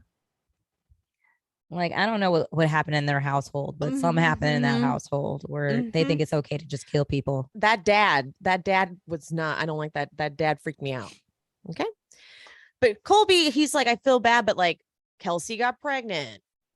We were married. Like, I had my whole life, so I lose focus. So I would keep in touch with Tylee and not a lot, but I text her on her birthday, this like long text, and she just responds, "Thanks, Colbs. I love you," with a heart, but like all lowercase. And he's like, it just did not seem right. So I asked my mom, like, what's up with Tylee? And she just said she'll call you when she has a chance. She's just busy with school. And Colby asked Tylee to call and talk to her. And then her phone just shut off, like no more. Then Lori shut off her phone. And so Kelsey starts, which was what they should have been fucking doing. Fucking Kelsey, man. Kelsey. She starts listening to Lori's podcast. And then she starts looking at Charles's emails, those emails that he had been sending when they were all like, oh, it was just like family stuff that we don't, it's like drama between them. But she starts looking at it, and he had sent the family history documents, which is this document about the light and dark spirits. And everyone on the list were people that didn't love and adore Lori. And Tylee was a 4.1 dark spirit. And basically, if you think about it, like Tylee was a teenager. Yeah. And so Tylee was probably doing teenager shit, right? Right. So Tylee was probably like talking back a little bit. And so Lori basically, anytime one of her kids did something she didn't like, she's like, dark spirit. Anytime anyone said anything against her, dark spirit. And so Kelsey sees that Chad is the one who sent this family history document to Lori. So she's like, who the fuck is Chad Daybell? So Chad is the one who created this ranking system. And it's very Scientology. He makes it appear like it's this like scientific system. And so Justin, the reporter, said, this is a direct quote. I had to write it verbatim. If you are very dark, your spirit has left. Your body's now in limbo. You're a zombie now. And the only way to free your spirit is to kill the body. God. I mean, like, what are we saying here? There are 20,000 zombies. So, okay, Lori texts. They did the text between Lori and Alex. Bad news about our brother, Z, as of early January. Alex says that explains his interest in Charles. Then Lori says, guess who is the final zombie? Alex says, Pops, ? Or Brandon. And that's all and then so now it's Gilbert, Arizona, October 2nd, 2019. And it's this body cam footage of who turns out to be this guy named Brandon, and is reporting that he was shot at by a car, like a muzzled gun was like shooting at him. And it turns out this guy, Brandon, was in the process of divorcing Lori's niece, Melanie. Which I'm interested to, is it the sister who was doing interviews with the mom? Is that her daughter? Oh, because I would like to know more about that and how she got into that and how the family feels about that. I wonder if it's Alex's daughter. Oh, it could be, because I mean he was in it. Mm-hmm. Interesting. Okay. Maybe that actually could make sense. The shooter's car is a Jeep, gray Jeep Wrangler. And he's like, I think it was Alex Cox. And Justin actually says that Lori straight up called Alex her hitman. Well, police recover that Jeep, and it's registered to Charles Vallow. Leave this man alone. Like, they took his car and were using his motherfucking car. They stay taking his car, and no one ever says anything to them. I can't believe that. Like, how are you allowed to just take someone's car constantly and not have any repercussions? Like, is this the car that they took from the airport too? I'm sure it is. I'm sure it is. Okay, so now we're back to Julie Rowe, the fanatical lady. So she says, while I have no proof of this, what the Lord has told me was that Lucifer told Chad that he and Lori were the Davidic king and queen who would start the church of the firstborn, which is a lie. Christ will start the church of the firstborn, not Chad Daybell and not Lori. It's weird stuff. She goes, he's into weird stuff. And then this is when she won me over. She goes, although people would look at me and think I'm weird. But I know I work for the light side. And I know Chad works for the dark side. I was like, all right, look, I vibe with I that respect you. because it's like I'm a big component of let people have what they want to have as long as they're not hurting anybody like Lori and freaking Chad over here. Like if you want to like do that like and be that devout and all that, like go for like it. the fact that she says, while I have no proof of this, what the Lord has told me was that Lucifer told Chad that he and Lori were the Davidic king and queen who would start the church of the firstborn, which is a lie. Like Christ will start the church of the firstborn, like not that. Chad Daville. See, and they were not like Lori. they could have like been like on their side if if Lori and Chad didn't go too, they had to be too extra with it. They had to like went too far. They had to be like the top. They had to be Jesus Christ himself, God. Like, and they could have like honestly, they probably could have got a lot more followers if they had just been like, I am a vessel, like, but they couldn't have that. They couldn't do that.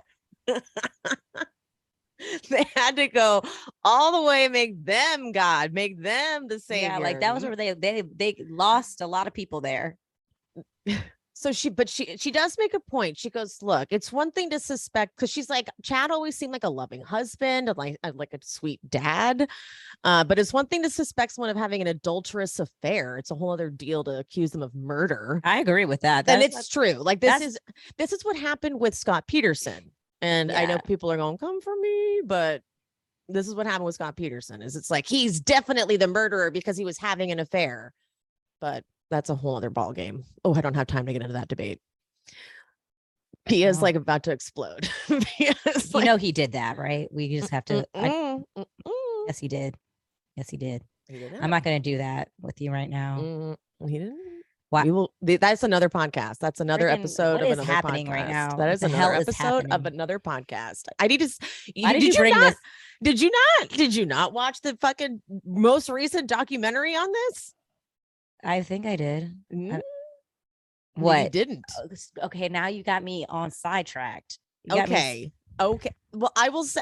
I will. Send me the documentary. Now I gotta watch that shit real quick. Because it changed my whole perspective. I thought he did it too, and then I was like, wait, what? Holy shit! Yeah, it changed my whole perspective. I know. I don't know why you had to do this to me right now. Now I'm all like. I'm sorry. I'm really sorry. I know. I'm mad at it to myself. I did it. It was all my fault. I'm sorry. I'm gonna hold on. Give me a moment. I need to reset. I know. Me too. I got reset too. I'm angry. I'm resetting. Sorry, but when you see the documentary, we will discuss. Maybe we'll do a podcast episode about that because it changed my perspective. I was like in 2020. I think it came out. I feel like I don't know. Even if I have seen it, I clearly don't remember it, so I need to rewatch it. Yeah. Okay. Are we good? I'm not, but I'm gonna continue. I'm a professional. Consummate professional. All right. The last time. Okay. So, but Julie notes the last time she asked Chad about Tammy, his eyes glazed over, and he said, "I had a vision. I saw Tammy in my truck. She went off the road, hit a pole, and I could see her spirit leave her body." Fuck. Oh my God, guys. Like jail. Like call someone hide Tammy. Like someone should have immediately removed her from the home. The cops. So Justin says that on October 9, 2019, a man in a ski mask, he shoots but doesn't hit Tammy. Like what an idiot. Man in a ski mask, Alex. Yeah, right. But this was weird. He says that Chad ran around to the back and was trying to talk to the guy. I'm like, I'm sorry. What do you? So he's like, sir, I need you to try harder next time. Yeah. Like, don't miss. I know he whipped around and talked to that man like, I am pissed. You missed your fucking idiot. One fucking job, motherfucker. One job to do, and then you just, I'm gonna tell her to come back outside. Now you're gonna hit her, okay? Yeah. Julie says that the last time she saw Chad, he said, "I don't think my plan can move forward until the spouses are dead." Now, again, like call the cops. Like someone needs to be alerted to these Like things. what? The thing. This is why it's like you said at the top of what might be the first episode. I'm not sure if We're not sure anymore. but whatever. At the top of this series, yes. It just all was preventable. Yeah. They were kind of like telling people in so many words what they were going to do all along, but people just, it's like it's a bystander effect. Like they're like, somebody else will deal with it. I don't want to get involved. All right. So Chad texts Lori. It says the short version is that she has been switched. Tammy is in limbo and a level 3 demonic entity named Viola is in her body. It happened around 10 p.m. I want to know how they come up with all these names. Yeah, they really are. They name them interesting names. Yeah, like what? Like how did you get it? Like how did you decide? You know, you made Ned, because Viola. Because again, no one talked to them. They made all of this up. Yeah. So I need to know how you make up your names. I'm curious. Where did you get this inspiration? No one, Nola or the fuck Mola did not tell you to do that. This was kind of, it just goes October 19th, Tammy dies. And it doesn't explain. I didn't like that you don't just tell me she dies. Like no one knows how she just died. Yeah, like I didn't like that at all. I was like, so we didn't.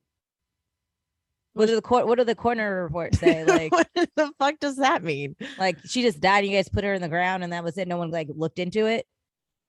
Okay. That really bugged the shit out of me. I was like, are we all going to just accept that? And also, again, did his kids just accept that? Like, what did his all kid, five of them? Like, no one had a question, not one of them. Statistically, that doesn't make any sense. Someone would have had a question. I don't understand this. So Tammy's life insurance is $430,000, and like soon after this, Zulema Pastenes and Alex Cox get married. She was another one of like the podcast group of people, and also Melanie, who was the niece, so it must not be Alex's daughter. Melanie marries Ian Pulowski after 2 weeks of knowing each other.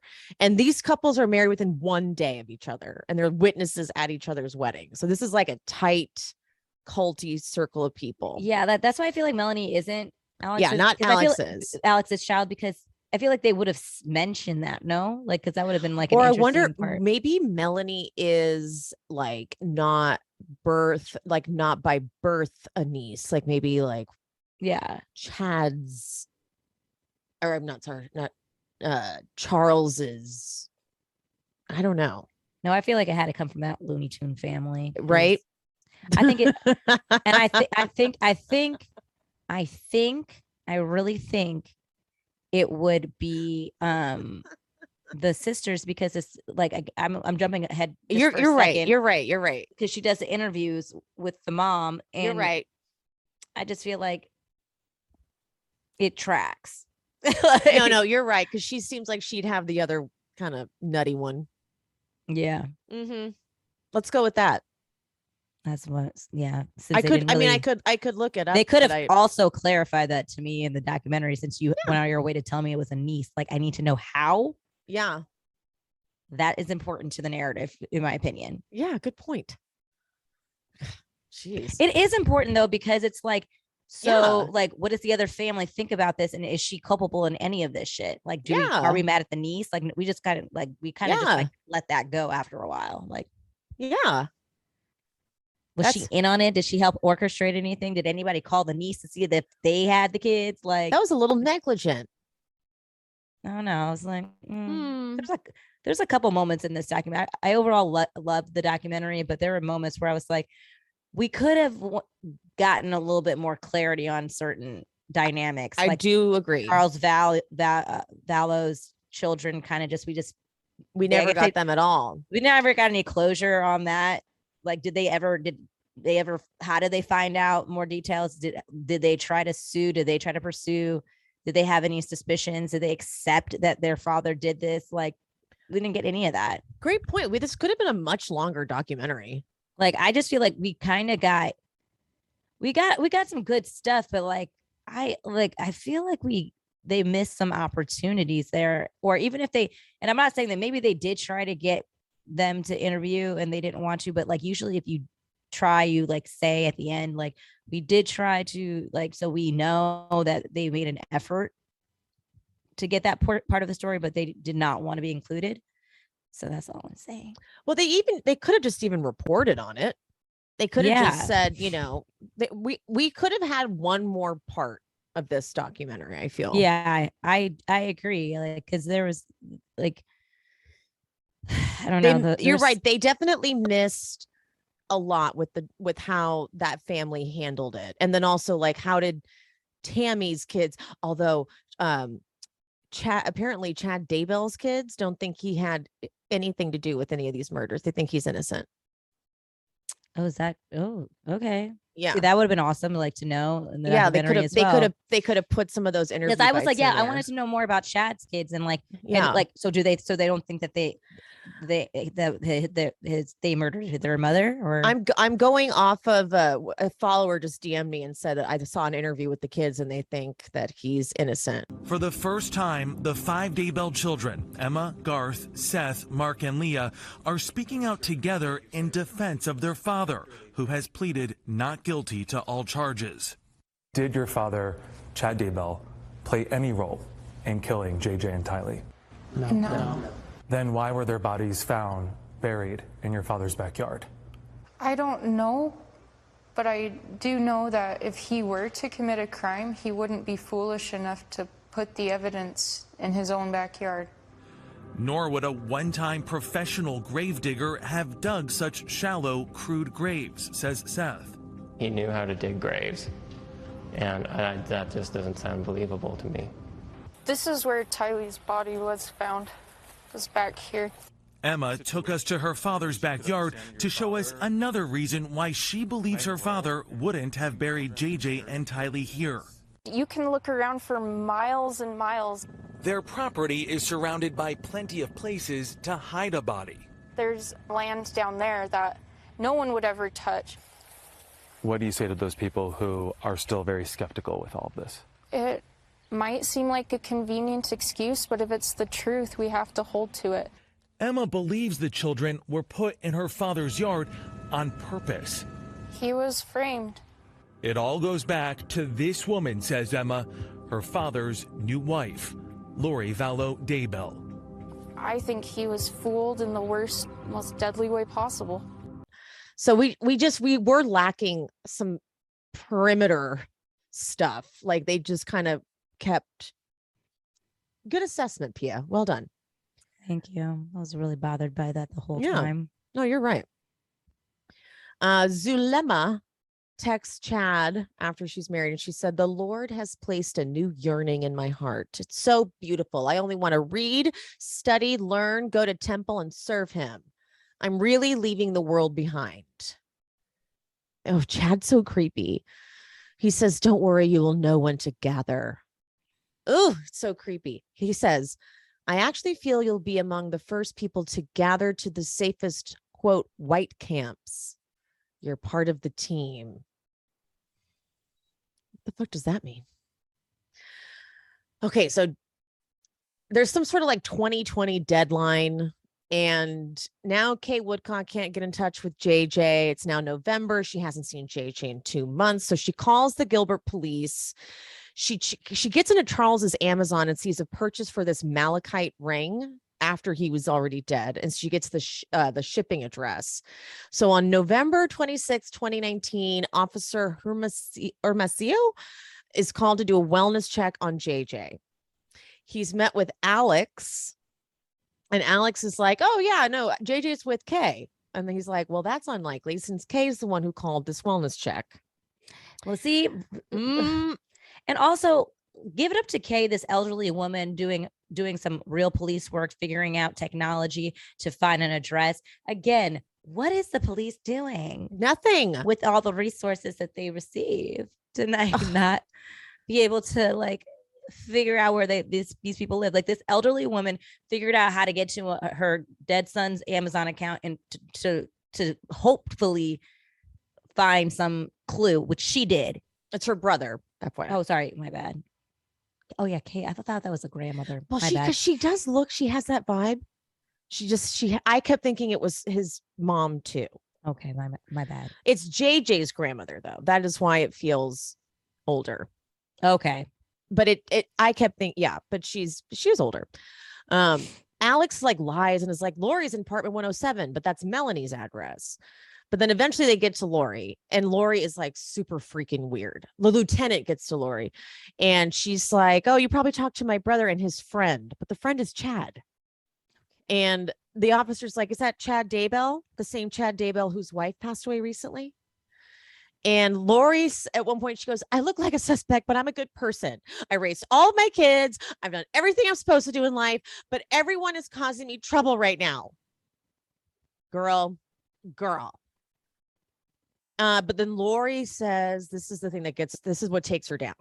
That JJ is with Melanie Gibb in Arizona. Melanie was not having it. Nope. Melanie was not having that shit. Nope. She said, Too far. Not today. Nope. Not up for that. And so the officers, though, so they try, because they're doing a wellness check, they're just trying to find, that's their one job, is to get in touch with JJ. So they try to call Melanie and they can't get in touch. So Lori goes, oh, well, they were going to go see Frozen 2. Too many details. That's probably where they are. And Lieutenant says, well, would you get in touch with the officer who's been trying to call you? And she goes, okay, sure. Okay. You can just tell she's like, never, I will never call you. She's not. They should have had a car on that house. Right? So Melanie's then records a conversation with Lauren. She's like, well, is JJ safe? And she goes, he is safe and happy. I mean, if you're being controversial to me, or if you're recording this conversation for the police or whatever, I love you with all my heart. Okay. Yeah. She's like, well, if you love me, you wouldn't tell the police that JJ is with me.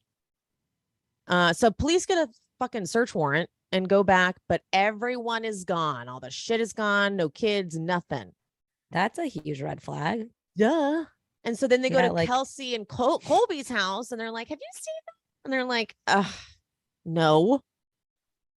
And so now the media picks it up. And it was funny because Justin, the reporter, it's like, I could tell he had a little bit of resentment.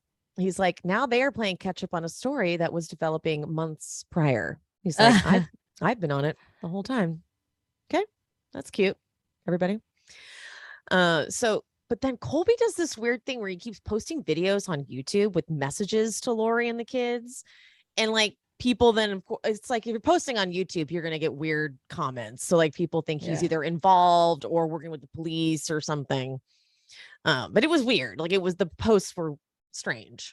I think, and again, it's one of those things where like, I get it seems strange, but I also got where his desperation came from. Cause it's like, at this point, he still is holding on to this mother that he thinks he knows. And I truly believe he was like, I think I'm the only person that could get through to her, reach her. And because she keeps like avoiding and like shutting his phone off, it was like, I really do believe it was his desperate attempt to be like, I can maybe just like break through to her if like she hears it from me, and then she'll like break from this trance and she'll tell me.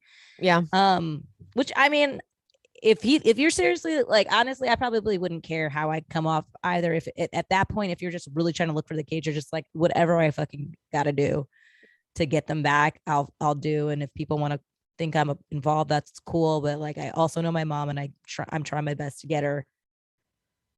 And she probably sense into her. And she probably liked the videos too, like in the sense of like she's a narcissist. It's like you have someone who's like constantly. I bet you she watched all those fucking videos. Maybe. Like she just loving the attention. So Tammy's body is exhumed, and this is when Zulema is like, they have an audio of hers, and she said that she figured if Alex had anything to do with it, she would tell her. But then she talks to Alex, and he says that Tammy had been a zombie. And she's like, wait, hold on. I remember you said the same thing about Charles. And she's like, wait, you guys aren't really doing anything physical to zombies. And Alex just leans back and all he says is no. Okay. And so That's a definite yes. so she goes to like walk away, but he says he realizes that they're making him their fall guy. Okay, but then there's a cut to Zulema's son calling 911 and saying that Alex passed out, and Alex died because he had blood clots in his lungs. That seems super convenient. It sounded like a plan that they had in place in case shit went down, and he like took something that would cause whatever caused the blood clots. Like, you know what I mean? It seems like that it's just so goddamn convenient that he would die. Something is amiss. Something's afoot. I don't know. So, okay. So Colby says that there's an article about Lori running away from Idaho with her new husband. And it's news to everyone that she's got a new husband. And Janice, you know what she says? She says, I thought, well, at least we didn't have to get her a present.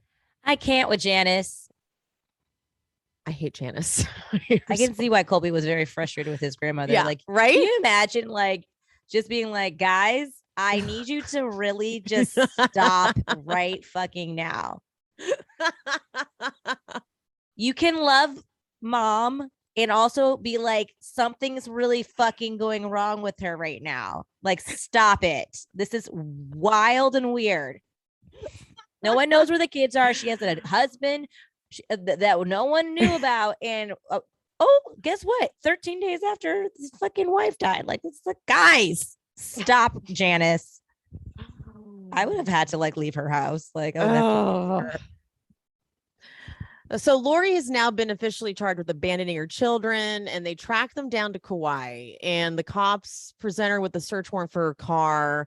And there's this reporter like interface, and she's like, everyone is praying for your children. They can't find your children. She's like, that's great. Oh, she's horrendous in this moment. And so they give Lori until Thursday to bring the kids, and she's arrested in Idaho, but they have to bring her back to Idaho. And so they're like, the last shot is they're escorting her off the plane, like into a cop car. I don't know why though. This dumbass reporter was making me so mad because he's like, where are your kids, Lori? Where are your kids? I'm like, okay, she's not going to answer. You can shut up. What she did, what if she just turned and said, yeah, they're dead. They're dead. Wouldn't that be like it never ever imagine that it would never ever happen. It never happens, but one day someone's like, you know what, I'm done. Fuck it, I did it. It's like every reporter has to do it, but it's like such a stupid habit that like if someone's leaving a courtroom, they're like, what happened to your kids? Where are they? Chad, where are the kids? Like, Chad's not gonna say it. I know you guys just like have to ask, but like, I know, but like, I want it to work one day, because it would be one like, day it will. Like, I just want it to work. It'll be historic. Yeah. Okay, here we go.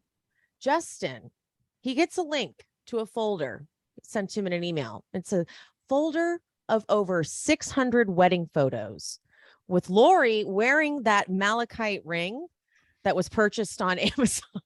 Like they're leaving like straight up evidence for them. The image of him playing the ukulele and her dancing. Oh. That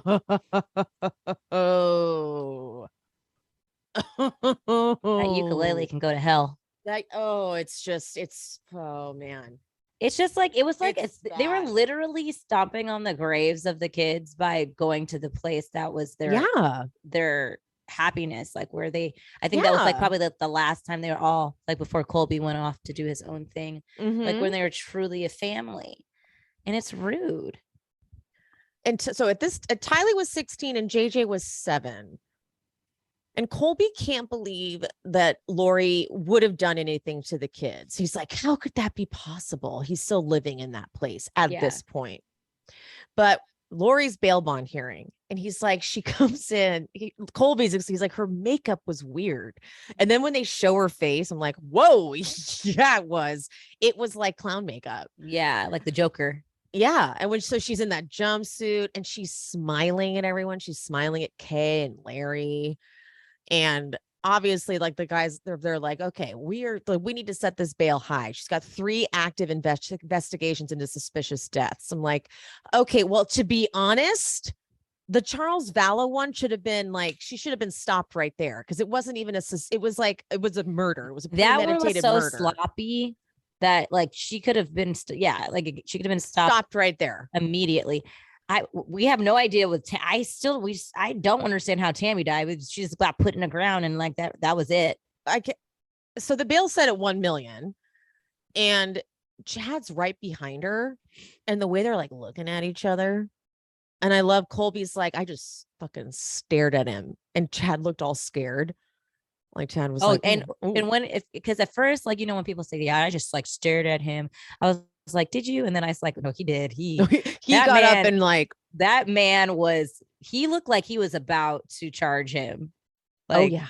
Like that was a very accurate representation of what he did. Yeah, it was. I was like, okay, he was like, I need you to see me. Like, and he's like, fucking Chad is such a dweeb. Yeah, he's such a and he dweeb did look walking scared. out. He's like, that man is bigger than me. That because like Colby looks like a linebacker. Like he does. He looks like he could fuck someone up. Yeah, and Chad looks like he could not. Yeah.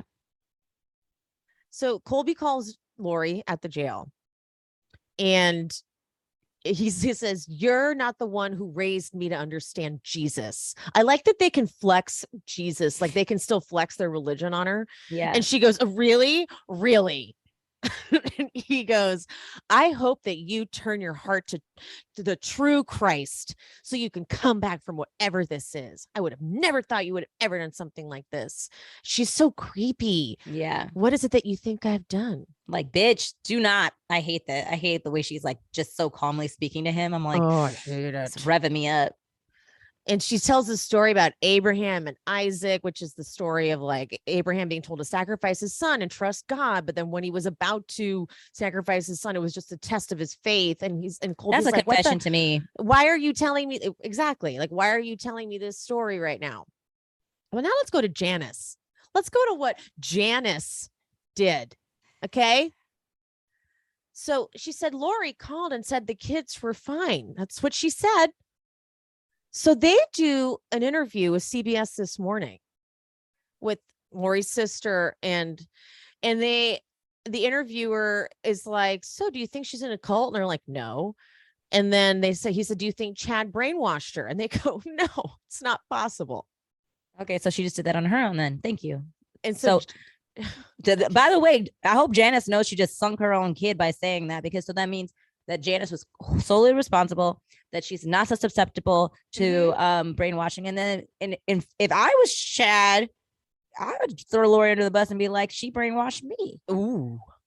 Just saying. Ooh, nice. Look at you building a case.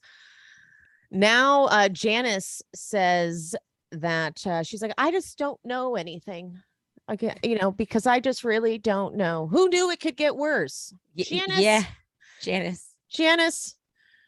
So they find this photo from September 8th, 2019. It's at Yellowstone National Park. It's with Tylee and JJ, and Alex is in the background. Oh. So Alex is dead from a blood clot in his lungs. Okay. The FBI has Alex's cell though, and so they traced his steps to Chad's backyard, for he was there for 2.5 hours. 14 minutes after Alex leaves Chad texts Tammy, and the text is, well, I had an interesting morning. I felt I should burn all the limb debris by the fire pit before it got too soaked by the coming storms. While I did, I spotted a big raccoon along the fence. I hurried, got my gun, and he was still walking along the wall. I got close, shot it, did the trick, blah, blah, blah. So it's another one for our pet cemetery. So basically we know what this is. Like, he's explaining why he's going to have another grave in the backyard. Right. Yeah. So do you think that whole exchange is that Tylee saw him getting rid of JJ's body and they had to like get rid of get rid of Tylee because of it? Do you think that's what I kept on thinking raccoon meant Tylee. No, No? I think they killed Tylee because she was a zombie. No, I know that they thought that she was a zombie, but like what I'm confused with the big raccoon like code because they're all talking. So Chad texts Tammy, his old Okay. wife, saying, Oh, yeah, not Lori. oh, okay. Okay. So Okay. yeah, this is when Tammy was still alive. So Oh, he had to oh. explain it to Tammy why there would be another grave in the backyard. Oh, okay. I completely thought for some reason Chad was texting Lori, and then I thought the raccoon meant Tylee, and then okay, thank you. Yeah, There a whole little code shit gets me confused. I know, I fully get it because I actually thought it was to Lori as well and thought it was in code, and then had to put it back together. Thank you for that. Yeah. So June 9th, 2020, law enforcement heads to Chad's residence. And this is when it's not good. So Lori calls Chad in this conversation. He's like, they're searching. And she goes, okay. And she's like, should I call you later? And he says, we'll see what transpires. Yeah. Okay. And she says again, should I try to call you later? And he's like, I don't know. I don't know. I don't know. Over and over again. He tries to fucking drive off super fast, but the cops floor it and go to catch him. And they find human remains. So they call Colby to let him know. Janice, I said Lori couldn't hurt her kids and I was wrong. Fine. Like, I'll give you that. Like, Colby didn't think so either. I am happy though that Janice, because I could easily see Janice being like, well, it wasn't her. It couldn't have been her. Like, I know the kids are dead, but it must have been some other reason why she felt she needed to do that. Like, that would have pissed me off. So I'm glad she just finally was like, okay, I like literally have exhausted all of my like denial. And I'm going to just admit what the truth is. Yeah. So Colby calls Lori in prison, and Lori goes, how are you, Bubba? Listen, don't do that. And Colby's like, he's so mad. He goes, what I've seen. And Lori goes, oh, you've seen it? You were there? Oh, so you've seen everything what's happened? That's interesting. Like, girl. Don't gaslight me, bitch. And Colby's at one point says, I miss my family, Mom. And Lori says, I know, so do I. And he's like, how can you miss them? She goes, how can I not? They're my babies. Okay. Alrighty. And when Chad's getting walked into court, he has a bulletproof vest on because, as you can imagine, people want him dead. And so now we're in like I'm assuming it's like a pre-trial. I'm not sure exactly what this is because he's not stood full trial yet. So Officer Hermosillo is on the stand, and he was the wellness check guy. And he said that Chad lied about how he knew Lori. And when he asked for Lori's number, Chad said he didn't have it. Then Melanie Gibb gets up on the stand. And this was the one she said that Chad had called her and said, the police will be calling you. Don't pick it up. And the whole story about how she was supposed to lie. And she said that she'd asked Chad if he was nervous, and he said yes. And then they play the recording. And essentially, as soon as Melanie's not agreeing with them, they're like, okay, we sense some dark spirits coming from you. We sense this is David's influence. And David was her boyfriend. And which is, so then David gets up on the stand and he tells a haunting story. September 22nd, 2019, it was his podcast, Business in Babylon. And he had Lori and Melanie over doing it. And Lori was explaining that JJ was being a zombie, climbing on cabinets, smashing things, got between the top of the cabinet and the ceiling.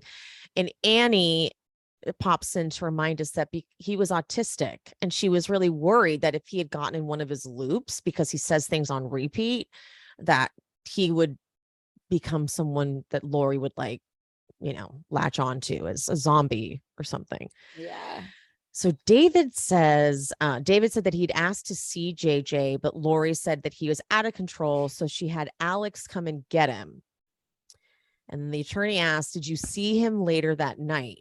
And David said, yes, when Alex brought him back home and put him to bed. And then Justin says that David explains this tender moment where JJ's laying in Alex's arms and his head is on his shoulder, peaceful. And Annie believes that JJ was dead at that point. I think so.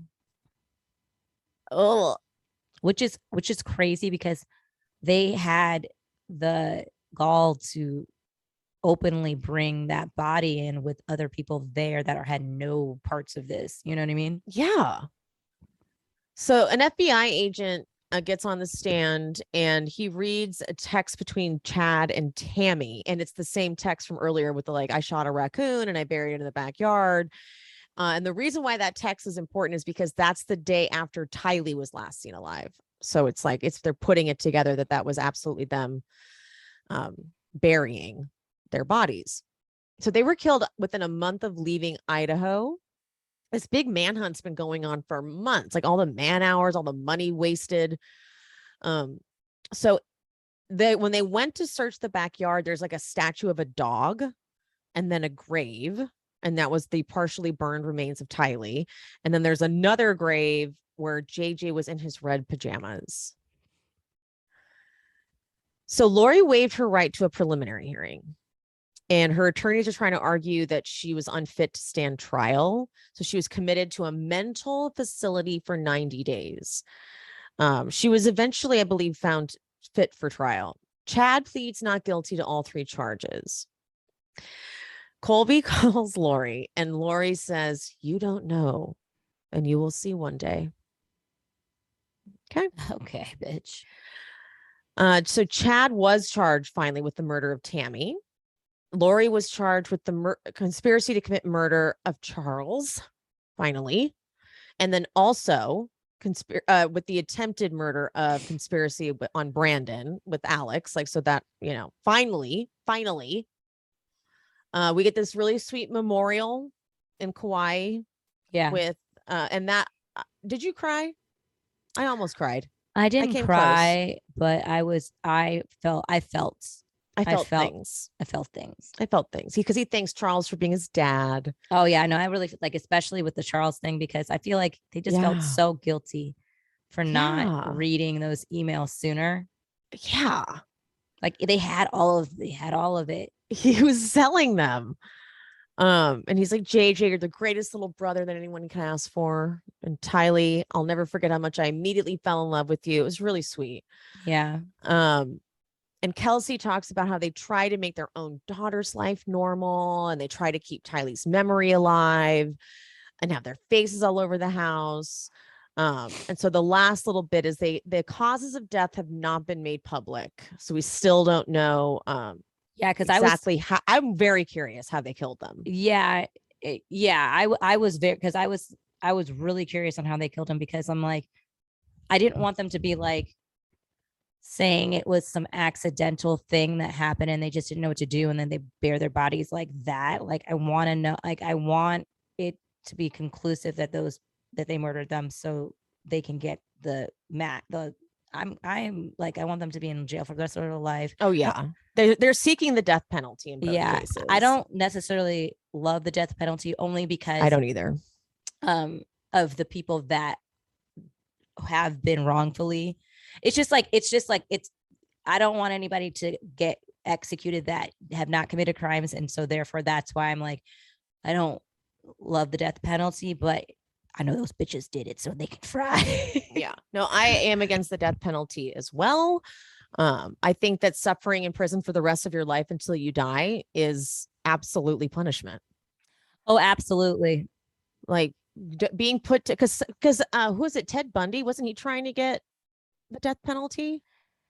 Yeah, there's some people who would prefer to just die. Yeah. And I think it was Ted Bundy. But the thing is, it has to be like a really shit jail. Like I want, like, real bad. The thing is, but this is my issue though with people, general population, the people with like them who are culty, I don't really want them mixing with other people because I don't want them to start their own little cult in jail and like have their own little following there. I want them to be in isolation. No. Sure, but I also think that Chad could totally go into Gen Pop because he's accused of killing kids, and he'll get shanked. That's true. That's a good point. Because Or just like he'll just get beat up every day.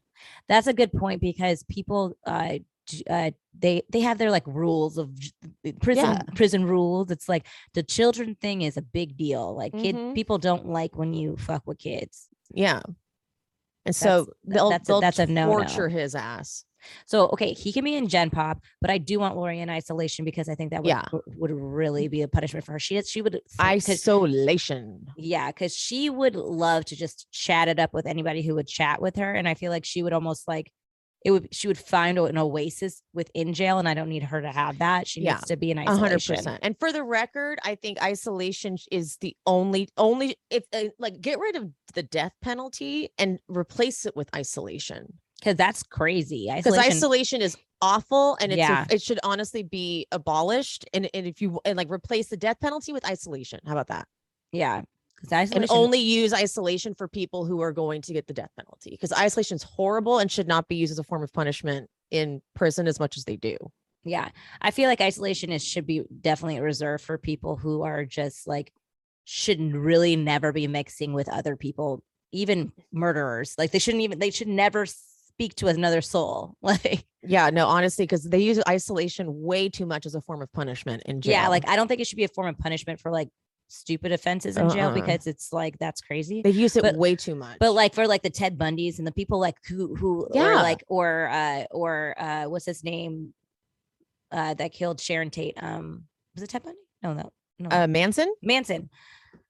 He needed to be in isolation because he's a charismatic person. Like he can like get people, like those people are dangerous. And then also people who he still had a following even when he was in jail. Yeah. Like it's just like you need to like not let him be like mixing with society in any capacity. Yeah, totally. Also, did I ever tell you to watch the show The Following with Kevin Bacon? No. What? They had like 3 seasons. Season 2 and 3 were not that great, but season 1 was phenomenal. I urge you to watch it. Okay. It's about a cult. Like it's wild. I can't even explain it to you. It's like the wildest concept I've ever seen. And it makes you, and I'm telling you, you will now look at everybody in your world differently. Ooh. Like seriously. I was like, oh my God. But but I bring that up because he goes to jail and he does in the first episode, he does everything from jail because he had a cult this entire time. So he did this incredible mass murder from jail because he was that charismatic of a leader. So oh my God. Just watch, even if you don't watch the whole season, watch the first episode. It's the wildest first episode I've ever seen in my life. Like the pilot episode's that good? Yeah. Just watch the first episode. Wow. Of The Following. It's called The Following. It was like probably on in 2015 or 16. Ooh, okay. Yeah. The first episode, I've never seen a show that dynamic in its first pilot episode. But it fell off hard though. Like it was. I hate that. Yeah. Cause the first season was phenomenal. Second, third season, it just like they were trying to keep it going, but like I think the shock factor of the first season kind of wore off, and then you're just like, what is happening now? Okay, FYI, guys, Chad and Lori are going to be tried together, joint trial happening in 2023. I can't wait. Me too. Tune into that. Get them already. God damn it. I kind of feel like Chad's gonna turn on Lori. Well, I think that's why they're doing a joint trial. So that he can't do that. They can't. Yeah, I think that's why I think they thought about that long and hard.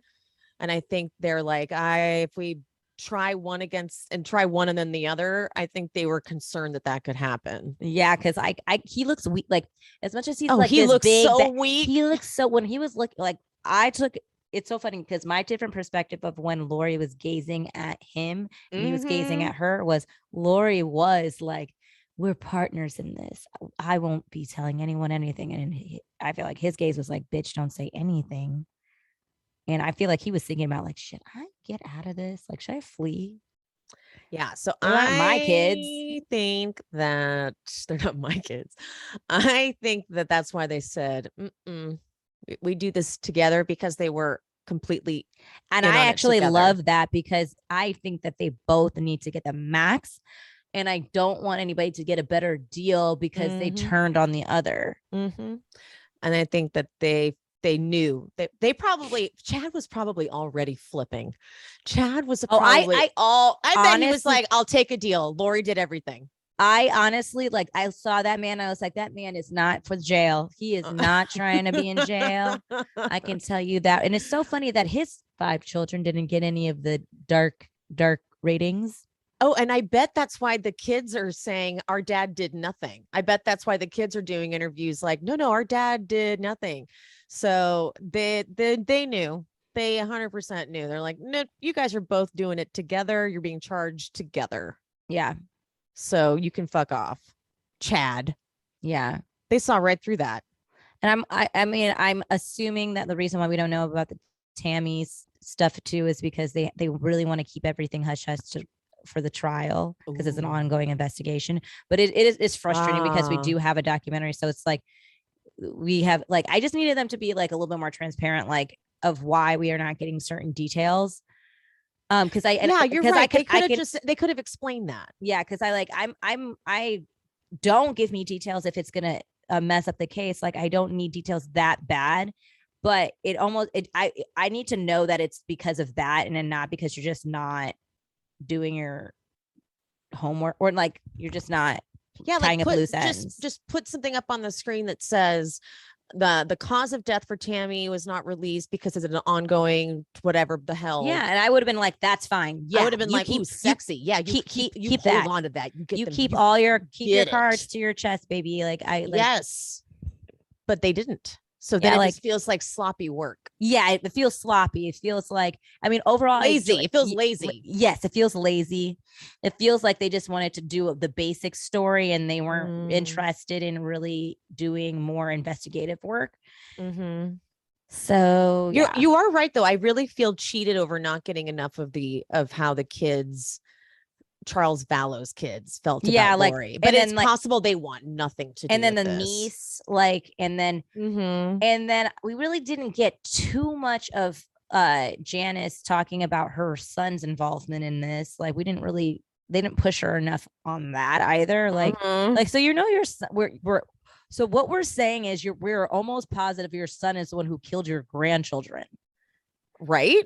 Like, we're talking about just Lori here, but what about your son? Like, your son is the one that the actual murderer. Yeah, like, I think that your son killed all of the kids and Charles. Yeah, like, do you have anything? And then also the aunt or the sister that was in the interview miraculously isn't in any interviews anymore. Like, what's up with that? Yeah. I want to know what her stance is right now. Yeah, we need a deeper dive into that family. That's what I'm saying. Like, I need some more like the families. That's a big deal. Yeah, we need a darker docuseries, or just even maybe like a 90-minute documentary on the family, the Vallow family, because that dad creeped me out. Yeah. And and I really like the mother is just so complacent. Adam seemed cool, like the one brother that did stay in touch with Charles throughout the whole thing. Yeah, he seemed like he's like, I don't understand. I feel like happening. He has been estranged from that family for many years for many reasons. And he's like, I was taking the calls because I know.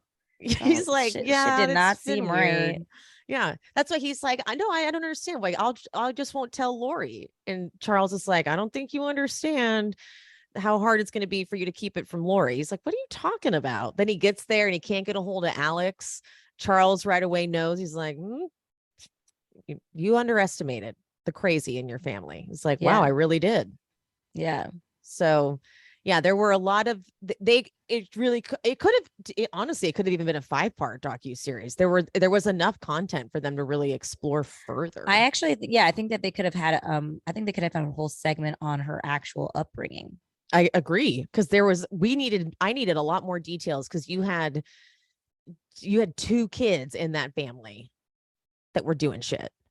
Like wild. 2 kids. And then the niece who also wanted to be like, how did that happen? And I do need to look into who that niece was. Maybe I'll actually, let me just look it up right now. Melanie. Hold on. Let's see. Lori Vallow niece, Melanie. Oh, it's already there. Melanie parents. Oh, wait. Who is it? Lori Vallow Daybell's niece says experienced tragedy during childhood. Lori Vallow Daybell's niece says she experienced tragedy during childhood that kept her from her mother. Melanie Pulowski and her husband, oh, that's right, are among 48 witnesses that could be called by the prosecution in Lori's case. Let's see. Her husband, Ian Pulowski, who wrote the documents. I just need to find out who her parents are. Growing up, Lori had 2 brothers, Alex and Adam, and two sisters. Two sisters, Stacy and Summer. Wait, she only told us about one, didn't she? The mom, Janice, omitted one. Oh God. Oh, didn't she? I believe she did. Oh, Stacy had passed away. Whoa, why did she take one out? That's weird. Stacy had passed away while living with my parents in San Antonio, Texas. She had gone through a terrible divorce. Okay, hold on. So Lori's brother, Adam Cox, wrote about Stacy's death in his book, My Crazy Radio Life. Okay. Melanie mentioned her late mother. So Melanie's mom is the one who died, Stacy. Okay.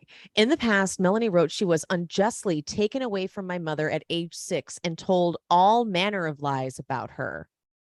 I stand here today grateful knowing that no one and no lie can take me away from the bond of my mother who was laid to rest when I was 9. How'd she die? Alex, where were you? Oh my God. In his book, Adam wrote Stacy suffered from a rare form of diabetes type 1 that she contracted during her pregnancy at age 22. Her style of diabetes was called gastroparesis. I'm probably mispronouncing that, which prevented her from absorbing nutrients from her stomach into her bloodstream.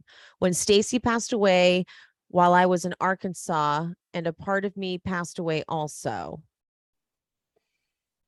Melanie also discussed her ongoing custody battle after her 4 children with her ex-husband. Okay, a custody battle with that guy, Brandon, that they attempted to off. Yeah. In a court document filed in connection with that custody battle, Brandon claimed Melanie, quote, is involved in a cult where numerous members, adults and children alike, have been being killed off like flies. Well, that's not wrong. Not wrong at all. It's Not exactly what happened. Wrong. Brandon also claimed in the document that Melanie's, quote, knowledge of the whereabouts of her aunt's 2 missing children and her unwillingness to cooperate with law enforcement in finding those children is daunting. That's I would imagine. Brandon also says that she conspired to kill him. Yeah. Okay. So there we got our answer. It's insane that Janice didn't even mention that she had a daughter named Stacy who died due to complications during pregnancy. I want to look into that. I'm looking into that. All right. Glad I looked that up. Yeah, that was very. We need a documentary on that Vallow family. Or actually, it's that's not their names actually, because that's Vallow is the husband's name. So what is their name? last? Yeah. Let me figure that out. Hold on. Adam Cox family. The Cox family. Well. All right. Well, that concludes the Sins of Our Mother series, I guess. Okay, guys, thanks for tuning in for our true crime segment of the She Speaks Bravo podcast and YouTube channel. Thanks for listening. Follow Piaget at PiagetV. And we'll see you next time. Bye. Bye.